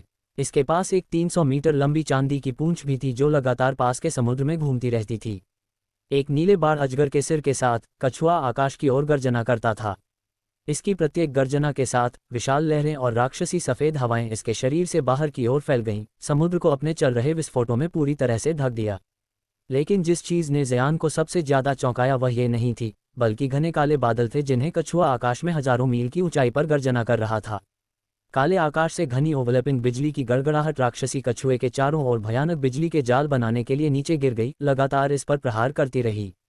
कछुआ स्वर्गीय बिजली के प्रहारों को बलपूर्वक रोकने के लिए विशाल लहरों और राक्षसी हवाओं पर निर्भर था। यद्यपि यह असुरक्षित रहने में कामयाब रहा, जैसे जैसे हमला जारी रहा, ये तेजी से हिंसक होता गया, धीरे धीरे अपनी मूल रूप से पन्ना हरी आंखों को लाल में बदल दिया। रूपांतरण परीक्षा। जयान ने भ्रमित अभिव्यक्ति के साथ अपने आप से बड़बड़ाया। वह चौंककर पलक झपकाया। रूपांतरण परीक्षा स्वर्गीय बिजली की एक परीक्षा है जो सभी राक्षसी जानवर अनुभव करते हैं जब वे 7वीं श्रेणी से 8वीं श्रेणी तक आरोहण करते हैं। इस परीक्षा का अनुभव करने के बाद राक्षसी जानवर अपने पशु रूप को छोड़ने और अधिक मानव जैसे रूप में बदलने में सक्षम होगा। और जैसे जैसे उनकी साधना गहरी होती जाती है, वैसे वैसे उनके परिवर्तन की तीव्रता भी बढ़ती जाती है। कहा गया था कि जब एक राक्षसी जानवर 10वीं श्रेणी तक पहुंच गया तो वे एक मानव से पूरी तरह से अप्रभेद्य थे। यद्यपि जयान ने जेड पर्चियों में इस जानकारी का कई बार सामना किया था, वह अब अपनी आंखों से दृश्य देख रहा था। वह नहीं जानता था कि उसे खुद को भाग्यशाली या दुर्भाग्यशाली मानना चाहिए या नहीं। इसकी उपस्थिति को भाग्यशाली माना जा सकता था क्योंकि इसने जयान के संदेहों का जवाब दिया कि 8वीं श्रेणी के राक्षसी जानवर अद्भुत गहराई द्वीप के पास रहते हैं या नहीं। इसने उसे बाद में 1000 पत्ती ओस खोजने की उम्मीद दी। दुर्भाग्य से इसकी परीक्षा के बाद राक्षसी जानवर संभवतः पास के पानी में अपना घोंसला स्थापित करेगा। जयान को एक 8वीं श्रेणी के राक्षसी जानवर के साथ पड़ोसी बनने में कोई दिलचस्पी नहीं थी। यह एक 8वीं श्रेणी का राक्षसी जानवर हो सकता है जो अभी अभी आरोहण किया है, लेकिन जयान के लिए इसकी नोटिस से बचना अभी भी काफ़ी मुश्किल होगा। यह अभी भी उसके गुफा निवास को खोजने में असमर्थ था जबकि यह एक 7वीं श्रेणी का राक्षसी जानवर था। लेकिन 8वीं श्रेणी तक पहुंचने के बाद इसकी मजबूत आध्यात्मिक भावना एक समस्या पैदा करेगी। शायद एक दिन राक्षसी कछुआ उसके गुफा निवास में आएगा। जब अपने क्षेत्र को लागू करने की बात आती है तो उच्च श्रेणी के राक्षसी जानवर उदार होने के लिए जाने नहीं जाते थे। क्या ये संभव है कि मुझे अपने गुफा निवास को त्यागना होगा इसे बस स्थापित करने के बाद? जयान ने घबराहट से सोचा। उसके शरीर में निहित उड़ने वाली तलवारें उत्साह से हिलने लगीं। जब तक उसे एकांत से बाहर निकलने के लिए मजबूर किया गया तब तक उसने अपनी 72 बांस बादल झुंड तलवारों को परिष्कृत क्रिस्टल से तपाना पूरा कर लिया था। परिष्कृत क्रिस्टल को संसाधित करना उसकी प्रत्याशा से काफ़ी अधिक कठिन था। आधे साल का उसका मूल अनुमान वास्तव में लगभग पूरे 1 वर्ष तक फैल गया था। इसके साथ जयान ने अपनी उड़ने वाली तलवारों को विशेष रूप से तपाने के लिए निरंतर एकांत का लाभ उठाने का निर्णय लिया। यदि राक्षसी जानवर की गड़बड़ी नहीं होती तो वह संभवतः एकांत में कई और महीने बिताता। मुझे इस अवसर का लाभ उठाना चाहिए और एक आश्चर्यजनक हमला शुरू करना चाहिए जबकि इसकी मूल ऊर्जा अपनी परीक्षा समाप्त करने के बाद अभी भी बहुत क्षतिग्रस्त है। यदि मैं इसे मारने में सक्षम हूं तो ये खुशी का कारण होगा, लेकिन अगर मैं विफल हो जाता हूं तो मुझे द्वीप छोड़ना होगा। उस विचार के साथ जयान का दिल तनावग्रस्त हो गया, लेकिन एक क्षण बाद उसने विचार को अस्वीकार करते हुए अपना सिर हिलाया। यहाँ तक कि बहुत कमजोर होने पर भी वह अभी भी 8वीं श्रेणी के राक्षसी जानवर का प्रतिद्वंद्वी साबित नहीं होगा। जयान को सटीक रूप से नहीं पता था कि 8वीं श्रेणी के राक्षसी जानवर कितने शक्तिशाली थे, लेकिन उसने व्यक्तिगत रूप से नवजात आत्मा साधकों की दिव्य क्षमताओं की पृथ्वी को चकनाचूर करने वाली शक्ति देखी थी। इतने बड़े खतरे के साथ पैक करना और छोड़ना बेहतर होगा। दुर्भाग्य से उसके सोना भक्षक भरिंग अंडे दे रहे थे। वह निश्चित नहीं था कि यदि वह उन्हें अपने भंडारण थैली में साथ लाता है तो क्या होगा, लेकिन उसके पास ज़्यादा विकल्प नहीं था। जयान ने विशाल कछुए के शरीर के खिलाफ बिजली की झिलमिलाहट देखी और अपने गुफा निवास में लौटने से पहले आह भरी। जयान राक्षसी जानवर के अपनी परीक्षा समाप्त करने और उसे छिपा हुआ खोजने का इंतजार नहीं करना चाहता था। ये पूरी तरह से विनाशकारी होगा। लेकिन जैसे ही जयान मुड़ा, क्षितिज के पार से तीखी सीटी की एक श्रृंखला आई, सुनहरी रोशनी की झिलमिलाहट के साथ। फिर विपरीत क्षितिज से हवा की एक मधुर आह आकाश में फैल गई, एक लाल लकीर के लिए रास्ता बनाते हुए जो उड़ गई। जब जयान ने ये देखा तो उसने अनजाने में अपनी भौहें चढ़ाईं। लेकिन इससे पहले कि वह प्रतिक्रिया दे पाता, विशाल कछुए के पास समुद्र में एक बड़ी गड़बड़ी हुई। कई दर्जन मोटे अग्निस्तंभ समुद्र से बाहर निकल आए और समुद्र का पानी तेजी से बढ़ने लगा, जैसे कि कुछ विशाल समुद्र से उभर रहा हो। जयान इससे बहुत चौंक गया और जल्दबाजी में खुद को छिपाने के लिए दूर चला गया, फिर आश्चर्य से दृश्य देखता रहा। नीली रोशनी की एक चमक के साथ एक विशाल लाल जानवर विभाजित लहरों से निकला। खुद को प्रकट करने पर इसने राक्षसी मात्रा में घोड़े जैसी हिनहिनाहट जारी की, जिससे जयान के कान गुंजायमान हो गए। अवाक, जयान लगभग आकाश से गिर गया। उसने जल्दबाजी में जादुई शक्ति जारी की ताकि खुद को स्थिर कर सके। जैसे ही उसने अपने पूरे शरीर में अपनी महान विकास कलाओं का तेजी से संचार किया, जयान ने विस्मय से भरे पीले चेहरे के साथ अजीब राक्षसी जानवर को घूरा। यदि आप अनुवाद का आनंद लेते हैं तो कृपया पेट्रियन पर उपन्यास का समर्थन करने पर विचार करें। प्रत्येक संरक्षक अनुवाद गति लक्ष्यों की ओर गिना जाता है, चाहे कितना भी छोटा क्यों न हो। मैंने पूर्वावलोकन के लिए भविष्य के अध्याय भी जोड़ना शुरू कर दिया है। पर्याप्त समर्थन के साथ मैं पूर्णकालिक अनुवाद करने और प्रति सप्ताह 10 से अधिक अध्याय जारी करने में सक्षम होऊंगा। उग्रबाण अजगर, उग्रबाण अजगर, जयान ने भीतर से शायद ही कभी देखे गए भय की अभिव्यक्ति के साथ चिल्लाया। इस लाल राक्षसी जानवर का शरीर 400 मीटर तक फैला हुआ था और उस स्याही बाण अजगर के समान दिखाई दिया जिसे उसने पहले देखा था। इसके अलावा यह अपनी तरह के बीच अधिक भयानक प्रकार के बाण अजगरों में से एक था। इसके लाल तराजू पर घूमने वाली रोशनी द्वारा प्रदर्शित जमे हुए सार को देखते हुए यह एक वास्तविक 8वीं श्रेणी का राक्षसी जानवर प्रतीत होता था। राक्षसी जानवर ने एक दबाव उत्सर्जित किया जो जयान ने केवल नवजात आत्मा साधकों से अनुभव किया था। बाण अजगर कुछ आदिम राक्षसी जानवरों में से एक थे जो प्राचीनता के युग से इस दुनिया में बने रहे। ये राक्षसी जानवर न केवल दूसरों की तुलना में बहुत तेजी से साधना करते थे, बल्कि उनकी जादुई शक्ति भी समान रैंकिंग के अन्य राक्षसी जानवरों से बहुत अधिक होती थी। एक बाण अजगर के लिए उच्च श्रेणी के प्रतिद्वंद्वी को हराना भी असंभव नहीं था। यदि प्राचीन अभिलेखों में जो कहा गया था वह सच था, तो 8वीं श्रेणी का उग्र बाण अजगर औसत 9वीं श्रेणी के राक्षसी जानवरों के लिए एक समान मैच होना चाहिए। इस ज्ञान ने जयान को चौंक से पीला कर दिया। वह तुरंत भागना चाहता था, लेकिन वह अभी भी किसी भी जल्दबाजी वाली हरकतें न करने के लिए पर्याप्त कारण बनाए रखने में कामयाब रहा। आकाश में अभी भी 2 और प्रकाश की लकीरें उनकी ओर उड़ रही थीं। ऐसा लग रहा था कि वे शत्रुतापूर्ण इरादों के साथ आए थे, क्योंकि वे बिना किसी छिपाने के प्रयास के उड़ रहे थे। जैसे जैसे ये विकास हुए, जयान ने अपने शरीर पर रक्त लाल लबादा जितना चुपचाप संभव हो सके रखा। उसी समय उसने 5 तत्व बैंड और फूल की टोकरी को भी अपने हाथों में बुलाया। इन्हें तैयार रखने के साथ जयान बहुत अधिक आराम से महसूस करने लगा। इस बिंदु तक उग्र बाण अजगर पहले से ही एक लंबी फुफकार छोड़ चुका था। इसने अपना लंबा सिर विशाल कछुए की ओर मोड़ दिया, जो अपनी सारी ताकत के साथ बिजली का विरोध कर रहा था, इसे एक अजीब अभिव्यक्ति के साथ देख रहा था। जल्द ही बाण अजगर के शरीर ने एक भयानक नीली रोशनी उत्सर्जित की, जिससे उसका शरीर अचानक सिकुड़ गया। केवल थोड़े समय के बाद बाण अजगर के शरीर ने एक ऐसा रूप धारण कर लिया था जो आकार में मानव के करीब था। इसका सिर अभी भी एक उग्र बाण अजगर का था, लेकिन इसके अंग एक मानव के प्रतीत होते थे, लाल तराजू के अलावा जो इसके शरीर को ढकते थे। इसके पास एक मोटी शल्की पूंछ भी थी जो लगातार इधर उधर चाबुक मारती रहती थी। बाण अजगर का परिवर्तन जयान को स्तब्ध कर गया। बाण अजगर उग्र समुद्रों के शीर्ष पर निष्क्रिय रूप से खड़ा था, जैसे कि वह जमीन पर खड़ा हो, थोड़ा भी नहीं हिल रहा था। हालांकि परिवर्तित होने के बाद उसकी आंखें अनजाने में जयान की दिशा की ओर घूम गईं और उसकी नज़र बर्फीली हो गई। जयान ने अचानक महसूस किया कि उसका शरीर एक ठंड में टूट गया, क्योंकि उसने अपने प्राचीन खजानों को पसीने से तर हथेलियों से कसकर पकड़ लिया। सौभाग्य से सुनहरी रोशनी और लाल चमक उस समय अभी अभी आई थी। उग्र बाण अजगर ने तुरंत जयान में रुचि खो दी, क्योंकि इसकी ठंडी नज़र उसके सामने प्रकट हुए 3 लोगों को पार कर गई। सुनहरी रोशनी एक बूढ़े दाववादी के रूप में प्रकट हुई, जिसकी उपस्थिति एक संत की थी। उसने अपनी पीठ पर एक कृपाण पहना था और अपने हाथ में एक घोड़े की पूंछ की झाड़ू थी और 8 त्रिकोण युक्त एक शानदार सुनहरा दाववादी वस्त्र पहना था। उसने अपनी दाढ़ी घुमाई क्योंकि उसने बाढ़ अजगर के मानव रूप की जांच की। जबकि उसका चेहरा चौंक दिखा रहा था, उसकी आंखों में आश्चर्यजनक रूप से लालच का एक निशान था। बूढ़े दाऊवादी से दूर नहीं, समान दिखने वाले दो मध्यम आयु वर्ग के पुरुष खड़े थे। उनकी त्वचा लाश की तरह राख जैसी दिखाई दी और उन्होंने शानदार आग लाल वस्त्र पहने थे।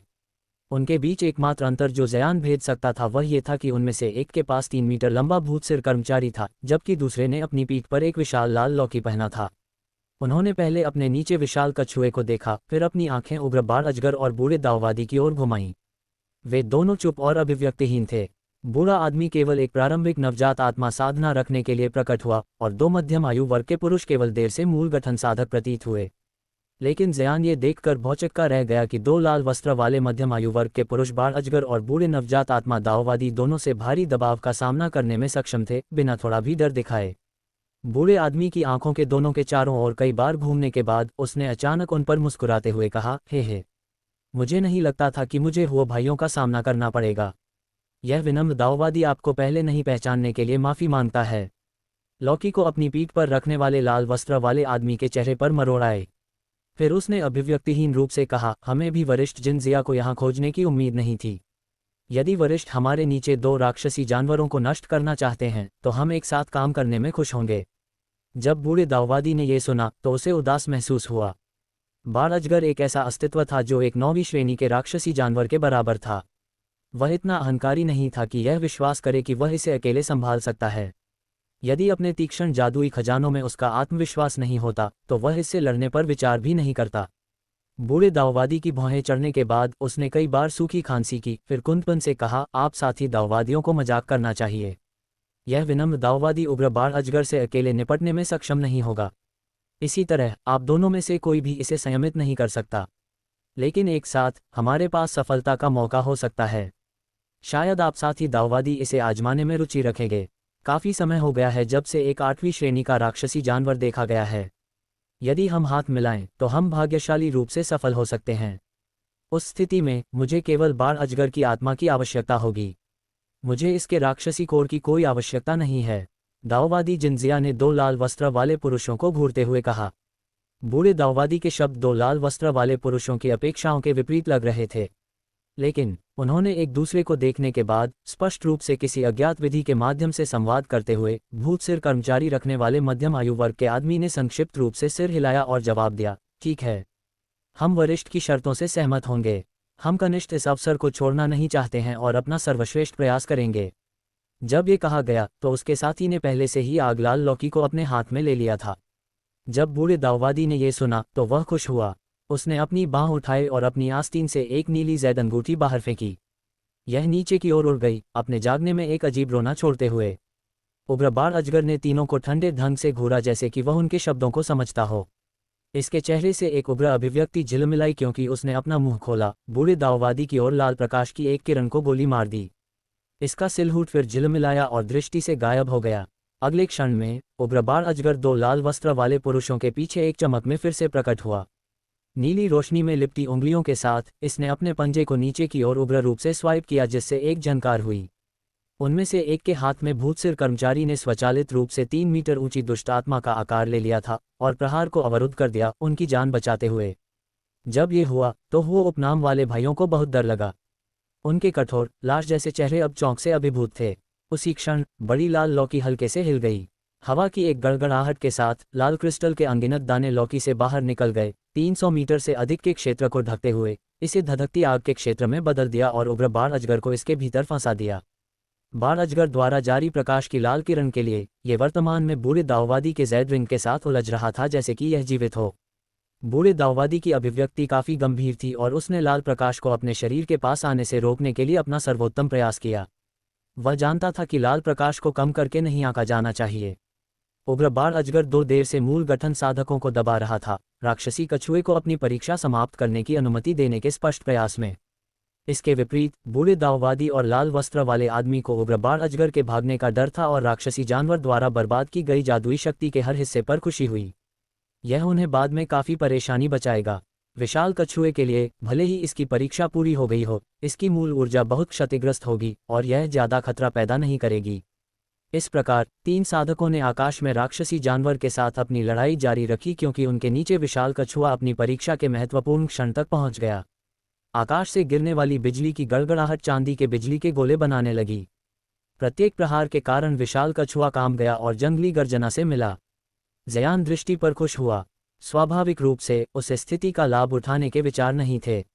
इस स्तर की लड़ाई उससे परे थी जो वह संभाल सकता था। लेकिन किसी भी तरह से इस बात की परवाह किए बिना कि किस पक्ष ने जीत हासिल की, यह जयान के गुफा निवास की दुर्दशा को हल करने के लिए पर्याप्त से अधिक होगा। अभी तक भागने का एक मायावी अवसर आखिरकार खुद को दिखा दिया था। जयान ने तुरंत इसका उपयोग किया, रक्तलाल केप को अपनी जादुई शक्ति से डुबोते हुए और रक्तलाल प्रकाश की एक लकीर के रूप में आकाश को फाड़ दिया। जयान की अचानक उपस्थिति और गति के प्रदर्शन ने साधकों और बाढ़ अजगर दोनों को चिंतित कर दिया था, लेकिन उन्होंने जल्द ही उसे नजरअंदाज कर दिया। ऐसा इसलिए था क्योंकि वे ये समझने में सक्षम थे कि जयान की साधना इतनी तेज गति से यात्रा करने के बावजूद काफ़ी उथली थी। एक प्रारंभिक मूल गठन साधक उन सभी के लिए महत्वहीन साबित होगा। चूंकि जयान को राक्षसी जानवरों और साधकों के अपने गुफा निवास की खोज का डर था, इसलिए उसने समुद्री कोहरे से दूर दिशा में उड़ने का निर्णय लिया। रक्तलाल लबादे की आश्चर्यजनक गति के साथ जयान क्षणों में कई हजार किलोमीटर की यात्रा करने में सक्षम था। रक्तलाल चोगे की चौंका देने वाली गति के सहारे जयान कुछ ही क्षणों में हजारों किलोमीटर दूर निकल चुका था। जब उसने ये सुनिश्चित कर लिया कि उसके पीछे कोई पीछा करने वाला नहीं है, तब जाकर उसने चैन की सांस ली और चोगा समेटकर सामान्य उड़ान में आगे बढ़ गया। लगभग पूरा एक दिन उड़ते रहने के बाद उसने यूं ही एक साधारण सा द्वीप चुना और कुछ समय के लिए वहीं ठहर गया। कई दिन बीत जाने के बाद जयान ने अनुमान लगाया कि उस भयानक संघर्ष का परिणाम अब तक सामने आ चुका होगा, इसलिए वह अत्यंत सावधानी से पुनः उसी दिशा में लौट आया। जैसा कि उसने सोचा था, धुंध के आसपास का समुद्र पूरी तरह शांत था। न कोई दानव जीव, न कोई साधक, न ही स्वर्गीय बिजली का कोई अवशेष, मानो वहां कभी कुछ घटा ही न हो। जयान पास के समुद्र के ऊपर स्थिर होकर कुछ देर बुदबुदाया, फिर उसने धीरे धीरे अपनी आध्यात्मिक चेतना आसपास के जल में फैला दी। तभी उसका शरीर नीली रोशनी की झलक के साथ धुंधला पड़ा और वह सीधे समुद्र में उतर गया। भोजन का एक समय भी पूरा न होने से पहले वह पुनः जल से बाहर निकला। उसके दोनों हाथों में अलग अलग वस्तुएं थीं। एक वस्तु लगभग 10 मीटर लंबी थी और उस पर चांदी सी चमक थी। यह उस विशाल कछुआ दानव की पूंछ का एक हिस्सा प्रतीत होती थी। दूसरी वस्तु आधा टूटा हुआ भूतमुख दंड था, जिसमें अब भी पर्याप्त आध्यात्मिक ऊर्जा शेष थी। इन दोनों अवशेषों को देखकर यह तय करना असंभव था कि उस संघर्ष में विजयी कौन रहा था। जयान जानता था कि नवनवीन आत्मा स्तर के साधकों और 8वें दर्जे के दानव जीवों के बीच होने वाले युद्ध कभी सरलता से समाप्त नहीं होते। चाहे साधक दानव कोर के लिए लड़ रहा हो या दानव जीव साधक की नवजात आत्मा को निगलने के लिए कमजोर पक्ष के लिए बच निकलना अपेक्षाकृत आसान होता है। कुछ क्षण विचार करने के बाद जयान ने आंखें संकरी की और बिना किसी हिचकिचाहट के दोनों वस्तुएं पुनः समुद्र में फेंक दीं। वह किसी भी प्रकार की अनावश्यक आपदा को स्वयं आमंत्रित नहीं करना चाहता था। आसपास की स्थिति को भलीभांति जांचने के बाद वह सीधे समुद्री धुंध में प्रवेश कर गया। जब उसने देखा कि उसकी गुफा निवास के बाहर लगाए गए सभी प्रतिबंध पूर्णतः सुरक्षित हैं, तब जाकर उसका मन शांत हुआ। हालांकि प्रारंभ में उसने इस द्वीप को त्यागने का निश्चय किया था, परंतु अब उसने विचार बदल लिया था। यदि वह कछुआ दानव जीवित भी रहा हो तो वह गंभीर रूप से घायल हो चुका होगा और संभवतः इस क्षेत्र को छोड़ चुका होगा। इसके अतिरिक्त इतनी गोपनीयता वाला दूसरा द्वीप ढूंढना भी सरल नहीं था। फिर भी जयान ने सतर्कता में कोई कमी नहीं छोड़ी। उसने पूरे द्वीप पर और अधिक भ्रम गठन स्थापित किए, दो नकली गुफा निवास बनाए और उन पर अलग अलग छिपाव प्रतिबंध लगाए, ताकि किसी भी आकस्मिक आक्रमण की स्थिति में उसके पास पलायन का मार्ग रहे। इन सब व्यवस्थाओं के बाद ही उसे वास्तविक संतोष मिला। जयान को यह ज्ञात नहीं था कि उसी दिन घटित संघर्ष आगे चलकर साधकों और दानव जीवों के बीच एक विशाल युद्ध की चिंगारी बनने वाला था। बाहरी तारकीय समुद्रों के क्रोधित बाढ़ अजगर एकजुट होकर मानव साधकों का शिकार करने निकल पड़े थे। इन घटनाओं से अनजान जयान अपनी गुफा में शांति से शत्रु बंधन गठन उपकरणों का परिष्करण कर रहा था, क्योंकि वह भविष्य में 6ठे और 7वें दर्जे के दानव जीवों का शिकार करने की योजना बना रहा था। इसी दौरान स्वर्ण भक्षक भरिंगों ने अंततः अंडे देना पूरा कर लिया। जब जयान ने उन्हें देखा तो उसके चेहरे पर आश्चर्य उभर आया। चांदी रंग अंडों पर काले धब्बे भी दिखाई दे रहे थे। गहन विचार के बाद उसने निष्कर्ष निकाला कि यह परिवर्तन उन असंख्य लौहग्नि चींटियों को निगलने का परिणाम था। लगभग 1 वर्ष बाद जब अंडे फूटे, नए स्वर्ण भक्षक भरिंग पहले से कहीं अधिक शक्तिशाली निकले। इससे जयान का आत्मविश्वास और बढ़ गया। सारी तैयारियां पूर्ण करने के बाद उसने अपने गुफा निवास को सुरक्षित छोड़ते हुए समुद्र की ओर प्रस्थान किया। इंद्रधनुषी स्कट घास के साथ वह गहराई में जाने का इच्छुक नहीं था, इसलिए उसने एक सुनसान प्रवाल रीफ को अपना पहला शिकार क्षेत्र चुना। 4 गठन स्थापित करने के बाद उसने चारों ओर नजर दौड़ाई। अब ये स्थान दानव जीवों के लिए एक जाल बनने वाला था। सब्सक्राइब करो हेवनली डाउटेल्स को। चारों ओर लगाए गए गठन आसपास के पूरे क्षेत्र को कसकर घेरे हुए थे। अब केवल एक ही कार्य शेष रह गया था, इन सभी जादुई संरचनाओं के केंद्र में सावधानीपूर्वक इंद्रधनुषी स्कट घास को रोपना। चूंकि जायान का लक्ष्य छठे दर्जे के दानव जीवों को आकर्षित करना था, इसलिए उसे इस घास को कम से कम 400 वर्षों की परिपक्व अवस्था तक पहुंचाना आवश्यक था। इसे उस आयु तक विकसित करने के लिए लगभग 1 महीने तक हरे तरल का संचय करना पड़ता, किंतु जायान के लिए यह संभव नहीं था कि वह इतना समय यूं ही निष्क्रिय बैठा रहे। घास के पहले 3 बार खिलने पर ही कुछ निम्न दर्जे के दानव जीव खींचे चले आए, जिन्हें उसने अभ्यास के रूप में निपटा दिया। यद्यपि 5वें दर्जे के दानव कोरों से बनी औषधियां उसकी साधना में विशेष सहायक नहीं थीं, फिर भी उन्हें आध्यात्मिक पत्थरों के बदले बदला जा सकता था, और जायान ऐसी किसी भी वस्तु को व्यर्थ जाने देने वाला नहीं था। जैसा कि उसने अनुमान लगाया था, चौथी बार घास के खिलते ही 4-5वें दर्जे के दानव जीव आकर्षित हुए। कुछ ही क्षणों में बांस बादल झुंड तलवारों की तीव्र आघातों से वे सभी आसानी से समाप्त कर दिए गए। 3 अधखुले पत्तों वाली इंद्रधनुषी स्कट घास को देखते हुए जायान ने एक लंबी सांस ली और अत्यंत सावधानी से उसके ऊपर हरे तरल को उंडेल दिया। इसके बाद उसने शीशी समेटी, घास के पास बैठ गया और ध्यान में लीन हो गया। तीसरे दिन के बीतते ही घास का चौथा पत्ता खुल गया और उसके साथ ही दानव जीवों को आकर्षित करने वाली तीव्र सुगंध वातावरण में फैल गई। पिछले 2 दिनों से जायान मौन ध्यान में अपनी शक्ति को परिष्कृत कर रहा था।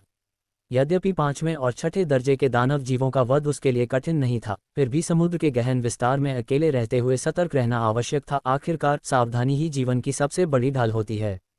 इंद्रधनुषी स्कट घास का प्रभाव सदैव एक सा नहीं रहता था। अतीत में इसी घास ने एक 7वें दर्जे के काले ड्रैगन को आकर्षित कर लिया था, जिसने जायान को मृत्यु के अत्यंत निकट पहुंचा दिया था। उस समय उसे बच निकलने के लिए एक अत्यंत मूल्यवान गठन को त्यागना पड़ा था। ऐसी भूल को दोहराने की उसकी कोई इच्छा नहीं थी। दिन का अधिकांश समय बीत जाने के बाद अचानक जायान के चेहरे की मांसपेशियां तन गईं। उसने आंखें खोली और दूर क्षितिज की ओर ठंडी दृष्टि से देखा।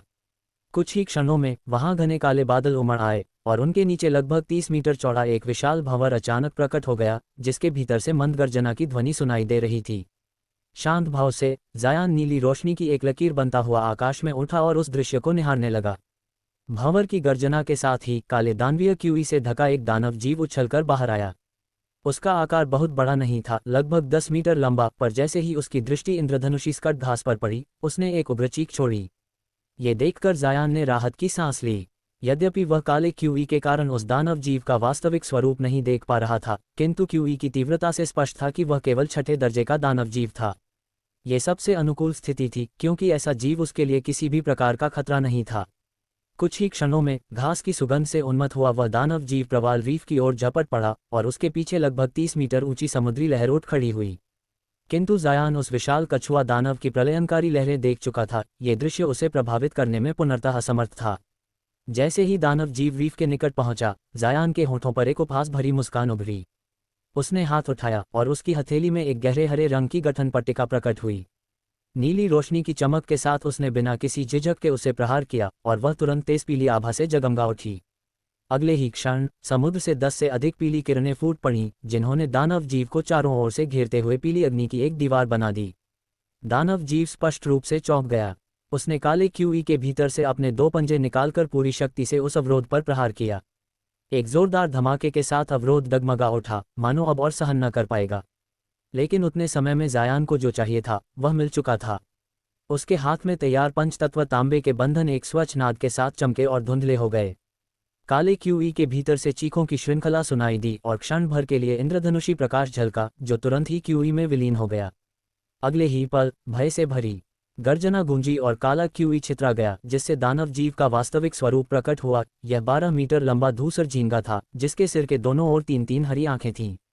वह पूरी तरह आतंकित था और पंचतत्व बंधनों में जकड़ा हुआ भागने में असमर्थ था। उसी क्षण 2 चमकीली नीली तलवार किरणें ऊपर से उतरी और तालमेल के साथ घूमते हुए उस विशाल झींगे को टुकड़ों में काट डाला।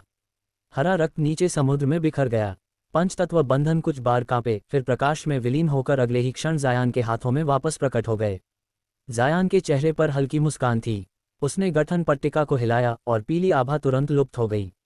फिर हाथ हिलाते ही पंचतत्व बंधनों के स्थान पर एक गहरा काला आत्मा संग्रह पात्र प्रकट हुआ। दोनों हाथों से पात्र को थामे जायान झींगे की लाश के पास उतरा। उसकी आंखों में ठंडी चमक कौंधी। बिना और सोचे उसने उंगली बढ़ाई और मंत्रोच्चार करने लगा। उसकी उंगली का सिरा धीरे धीरे चमकने लगा और तीव्र प्रकाश से भर गया। एक ठंडी हुंकार के साथ उसकी उंगली से कई पतली सफ़ेद डोरियां निकलकर झींगे की खोपड़ी में धंस गईं। उंगली झटकते ही वे डोरियां भीतर से एक मुट्ठी भर हरी रोशनी को खींचकर बाहर ले आईं और उसे आत्मा संग्रह पात्र की ओर ले चलीं। हरी रोशनी ने अंध भांपते ही जोरदार संघर्ष किया, किंतु वह सफ़ेद डोरियों से मुक्त न हो सकी। जैसे ही वह पात्र से 1 फुट की दूरी पर पहुंची, काली आभा ने उसे जकड़ लिया और उसे पूरी तरह पात्र के भीतर खींच लिया। ये दृश्य देखकर जायान मुस्कुरा उठा। उस दृश्य को देखकर जायान के होंठों पर हल्की मुस्कान उभरी।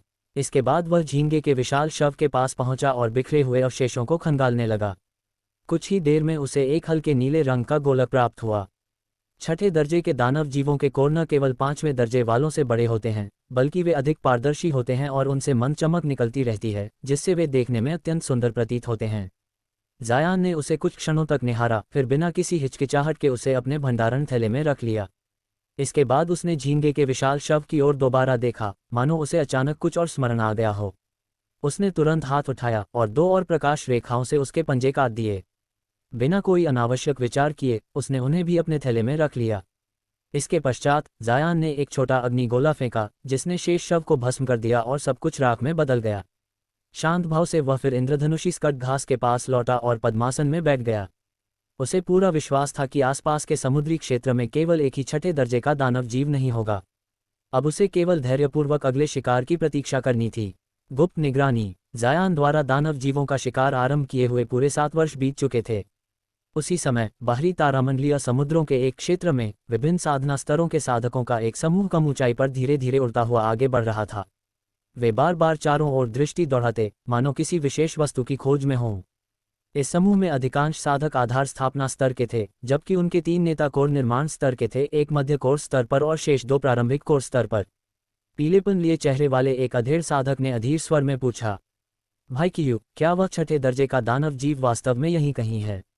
हम कई दिनों से खोज कर रहे हैं, यहाँ तक कि खोज क्षेत्र भी बढ़ा दिया है।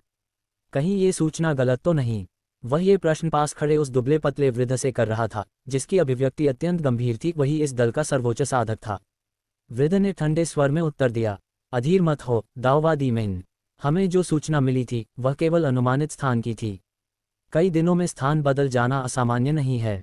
फिर भी यूं ही समुद्र में भटकने से यह कहीं बेहतर है।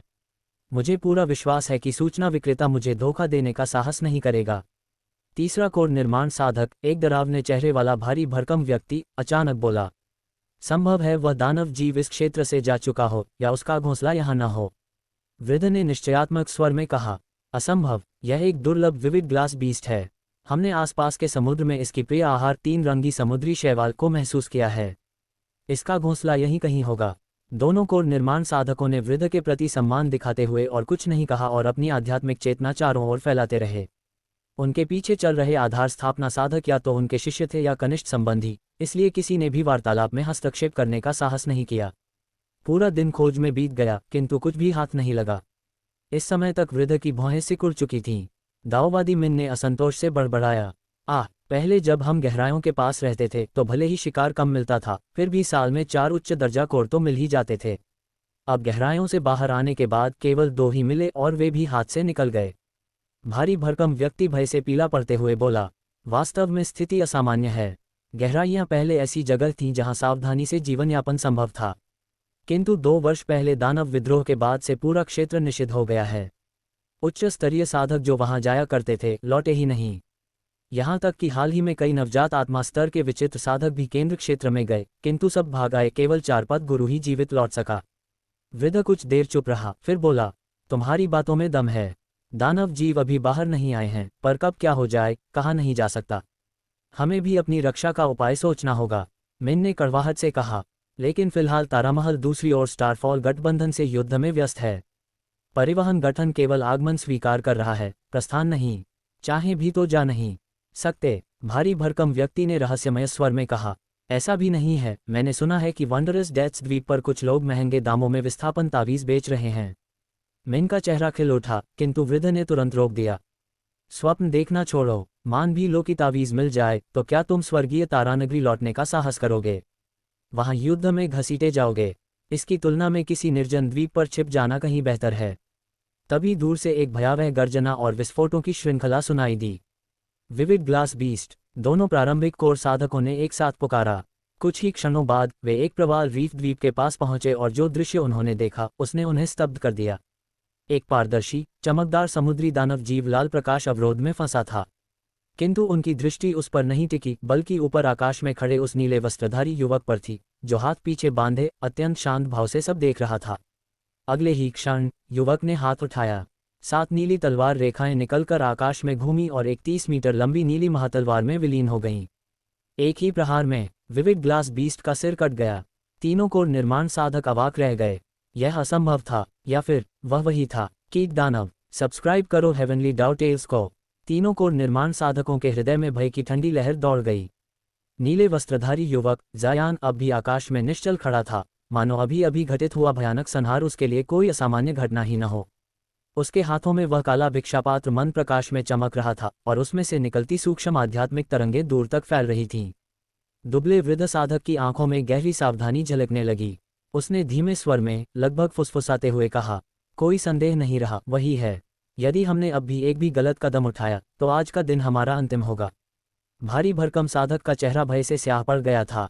उसके होंठ सूख चुके थे और श्वास अनियमित हो गई थी। तो फिर क्या हमें अभी पीछे हट जाना चाहिए? उसने कांपती हुई ध्वनि संप्रेषण में पूछा। दाओवादी मिन ने बिना समय गंवाए सिर हिलाया।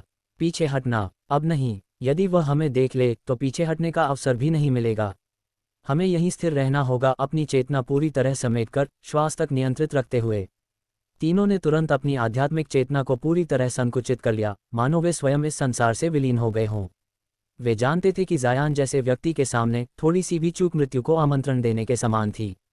उसी समय जायान ने विविड ग्लास बीस्ट के शव से आत्मा को पूरी तरह खींच लिया।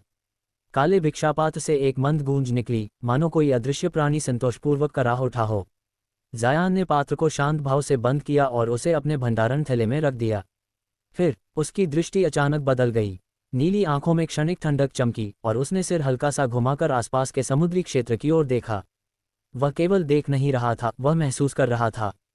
तीनों छिपे साधकों की आत्माएं मानो उसी क्षण जम गईं। यहाँ, जायान ने धीमे स्वर में कहा, कुछ दिलचस्प है। उसकी आवाज़ ऊंची नहीं थी, न ही उसमें कोई क्रोध था, किंतु वह शब्द सीधे समुद्र और आकाश को चीरते हुए जैसे उनकी आत्माओं में उतर गए। भारी भरकम साधक का दिल जोर से धड़क उठा। उसने हमें महसूस कर लिया। उसने भय से पूछा। वृद्ध साधक की हथेली में पसीना भर आया, किंतु उसने स्वयं को स्थिर रखा। संभव है, उसने कड़वाहट से कहा, या संभव है कि वह केवल सुनिश्चित कर रहा हो। जायान ने कोई और हरकत नहीं की। उसने केवल आकाश में खड़े होकर चारों ओर नजर दौड़ाई, मानो समुद्र की प्रत्येक लहर, प्रत्येक हवा की धारा को पढ़ रहा हो। कुछ लंबे श्वासों के बाद उसने हल्की मुस्कान के साथ सिर हिला दिया। भ्रम, उसने बुदबुदाया। ये सुनते ही तीनों साधकों ने भीतर ही भीतर राहत की सांस ली, पर वह राहत अधूरी थी, अस्थायी थी। जायान धीरे धीरे नीचे उतरा, इंद्रधनुषी स्कटघास के पास पहुंचा और उसे सावधानी से अपने विशेष पात्र में स्थानांतरित कर लिया। उसके प्रत्येक आंदोलन में अत्यधिक संयम और अनुभव झलक रहा था, ऐसा संयम जो केवल असंख्य मृत्यु संघर्षों से गुजरकर ही प्राप्त होता है। इसके बाद नीली प्रकाश रेखा में बदलते हुए जायान क्षितिज की ओर उड़ गया और कुछ ही पलों में समुद्र की सीमा से ओझल हो गया। जब उसका आध्यात्मिक दबाव पूरी तरह समाप्त हो गया, तब कहीं जाकर तीनों कोर निर्माण साधकों की सांस सामान्य हुई। दाओवादी मिन ने थरथराते स्वर में कहा, आज हम जीवित बच गए।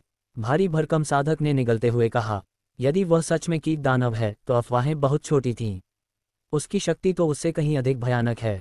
दुबले वृद्ध साधक ने गहरी दृष्टि से उस दिशा को देखा जहां जायान अदृश्य हो चुका था और धीमे स्वर में कहा, ऐसे लोग समुद्र के नियम बदल देते हैं। आज हमने शिकार नहीं खोया, आज हमने अपना जीवन बचाया है।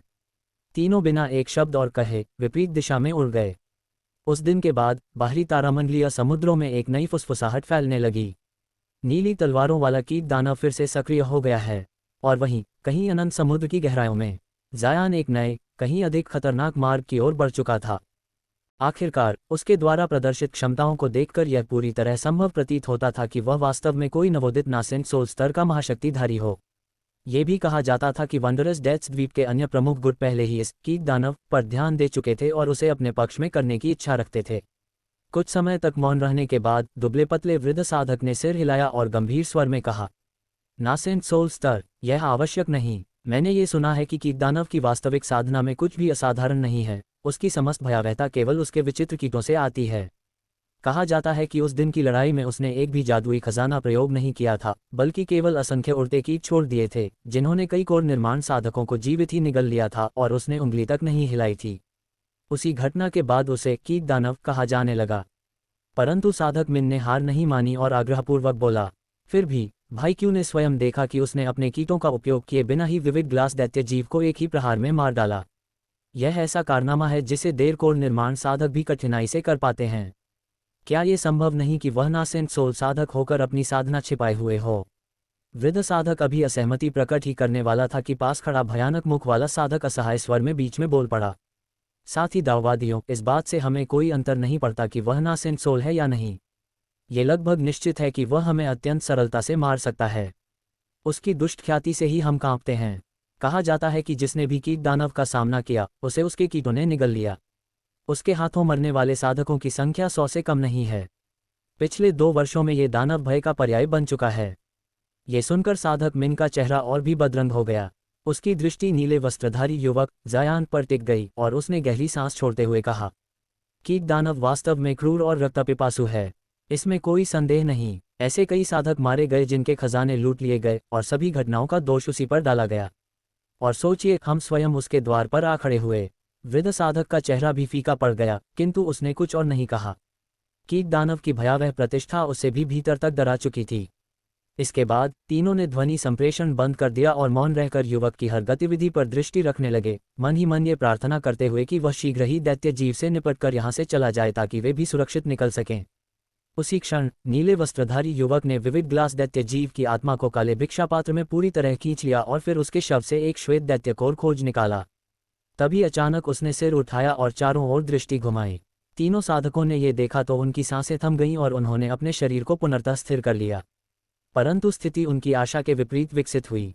युवक की दृष्टि सीधे उसी दिशा पर जा टिकी जहां वे छिपे हुए थे और होठों पर हल्की सी व्यंग्यपूर्ण मुस्कान के साथ उसने ठंडे स्वर में कहा, तीनों साथी दाववादी, मुझे काफी देर से देख रहे हो। क्या देखने की तृप्ति हो गई? क्यों न बाहर आकर अपना परिचय दो? ये सुनते ही तीनों की रीढ़ में सिहरन दौड़ गई। भागो! किसने चिल्लाया, ये किसी को ज्ञात नहीं हुआ, किंतु अगले ही पल तीनों प्रकाश रेखाओं में बदलकर 3 अलग अलग दिशाओं में उड़ा दिए। नीले वस्त्रधारी युवक ने भौहें सिकोड़ते हुए बुदबुदाया, मैंने तो अभी बात पूरी भी नहीं की थी, फिर इतनी दहशत में क्यों भागे? क्या इन्हें लगा कि मैं इन्हें खा जाऊंगा? उसके चेहरे पर क्षणिक भ्रम झलका, किंतु शीघ्र ही उसने बाहें लहराईं और 3 आत्मा पशु थैलियां आकाश में उछाल दीं। अगले ही क्षण आकाश त्रिरंगी भरिंगों की प्रचंड धारा से भर गया। ये युवक और कोई नहीं बल्कि दूर समुद्रों से अभी अभी लौटा जायान ही था। वृद्ध साधक ने चोरी छिपे पीछे देखा और जो दृश्य देखा उससे वह स्तब्ध रह गया और अनायास ही अपनी गति बढ़ा बैठा। उसी समय जायान के मुख से कुछ मंद ध्वनियां निकलीं। ध्वनि सुनते ही त्रिरंगी भरिंग एकत्र हुए और क्षण भर में 3 विशाल भालों का रूप ले लिया, जिनमें से प्रत्येक लगभग 3 मीटर लंबा था। तीखी सीटी जैसी ध्वनि के साथ वे भाले चमकते हुए बिजली सी गति से अलग अलग दिशाओं में उड़ गए। क्षण भर में वे आकाश को चीरते हुए क्षितिज में विलीन हो गए, तीनों भागते साधकों का पीछा करते हुए। जायान वहीं स्थिर खड़ा रहा, उसे स्वयं पीछा करने की आवश्यकता ही नहीं पड़ी। वह शांत भाव से विविध ग्लास दैत्य जीव की पारदर्शी खाल को नीली प्रकाश रेखा से उतारने लगा, क्योंकि यह खाल कवच निर्माण के लिए उच्चतम दर्जे की सामग्री थी, जिसे वह किसी भी स्थिति में छोड़ने वाला नहीं था। शेष अवशेषों को राख में बदलने के बाद उसने इंद्रधनुषी स्कट घास और अपना गठन सज्जा उपकरण समेट लिया। तभी क्षितिज पर 3 प्रकाश रेखाएं पुनः प्रकट हुईं और उसकी ओर उड़ती चली आईं।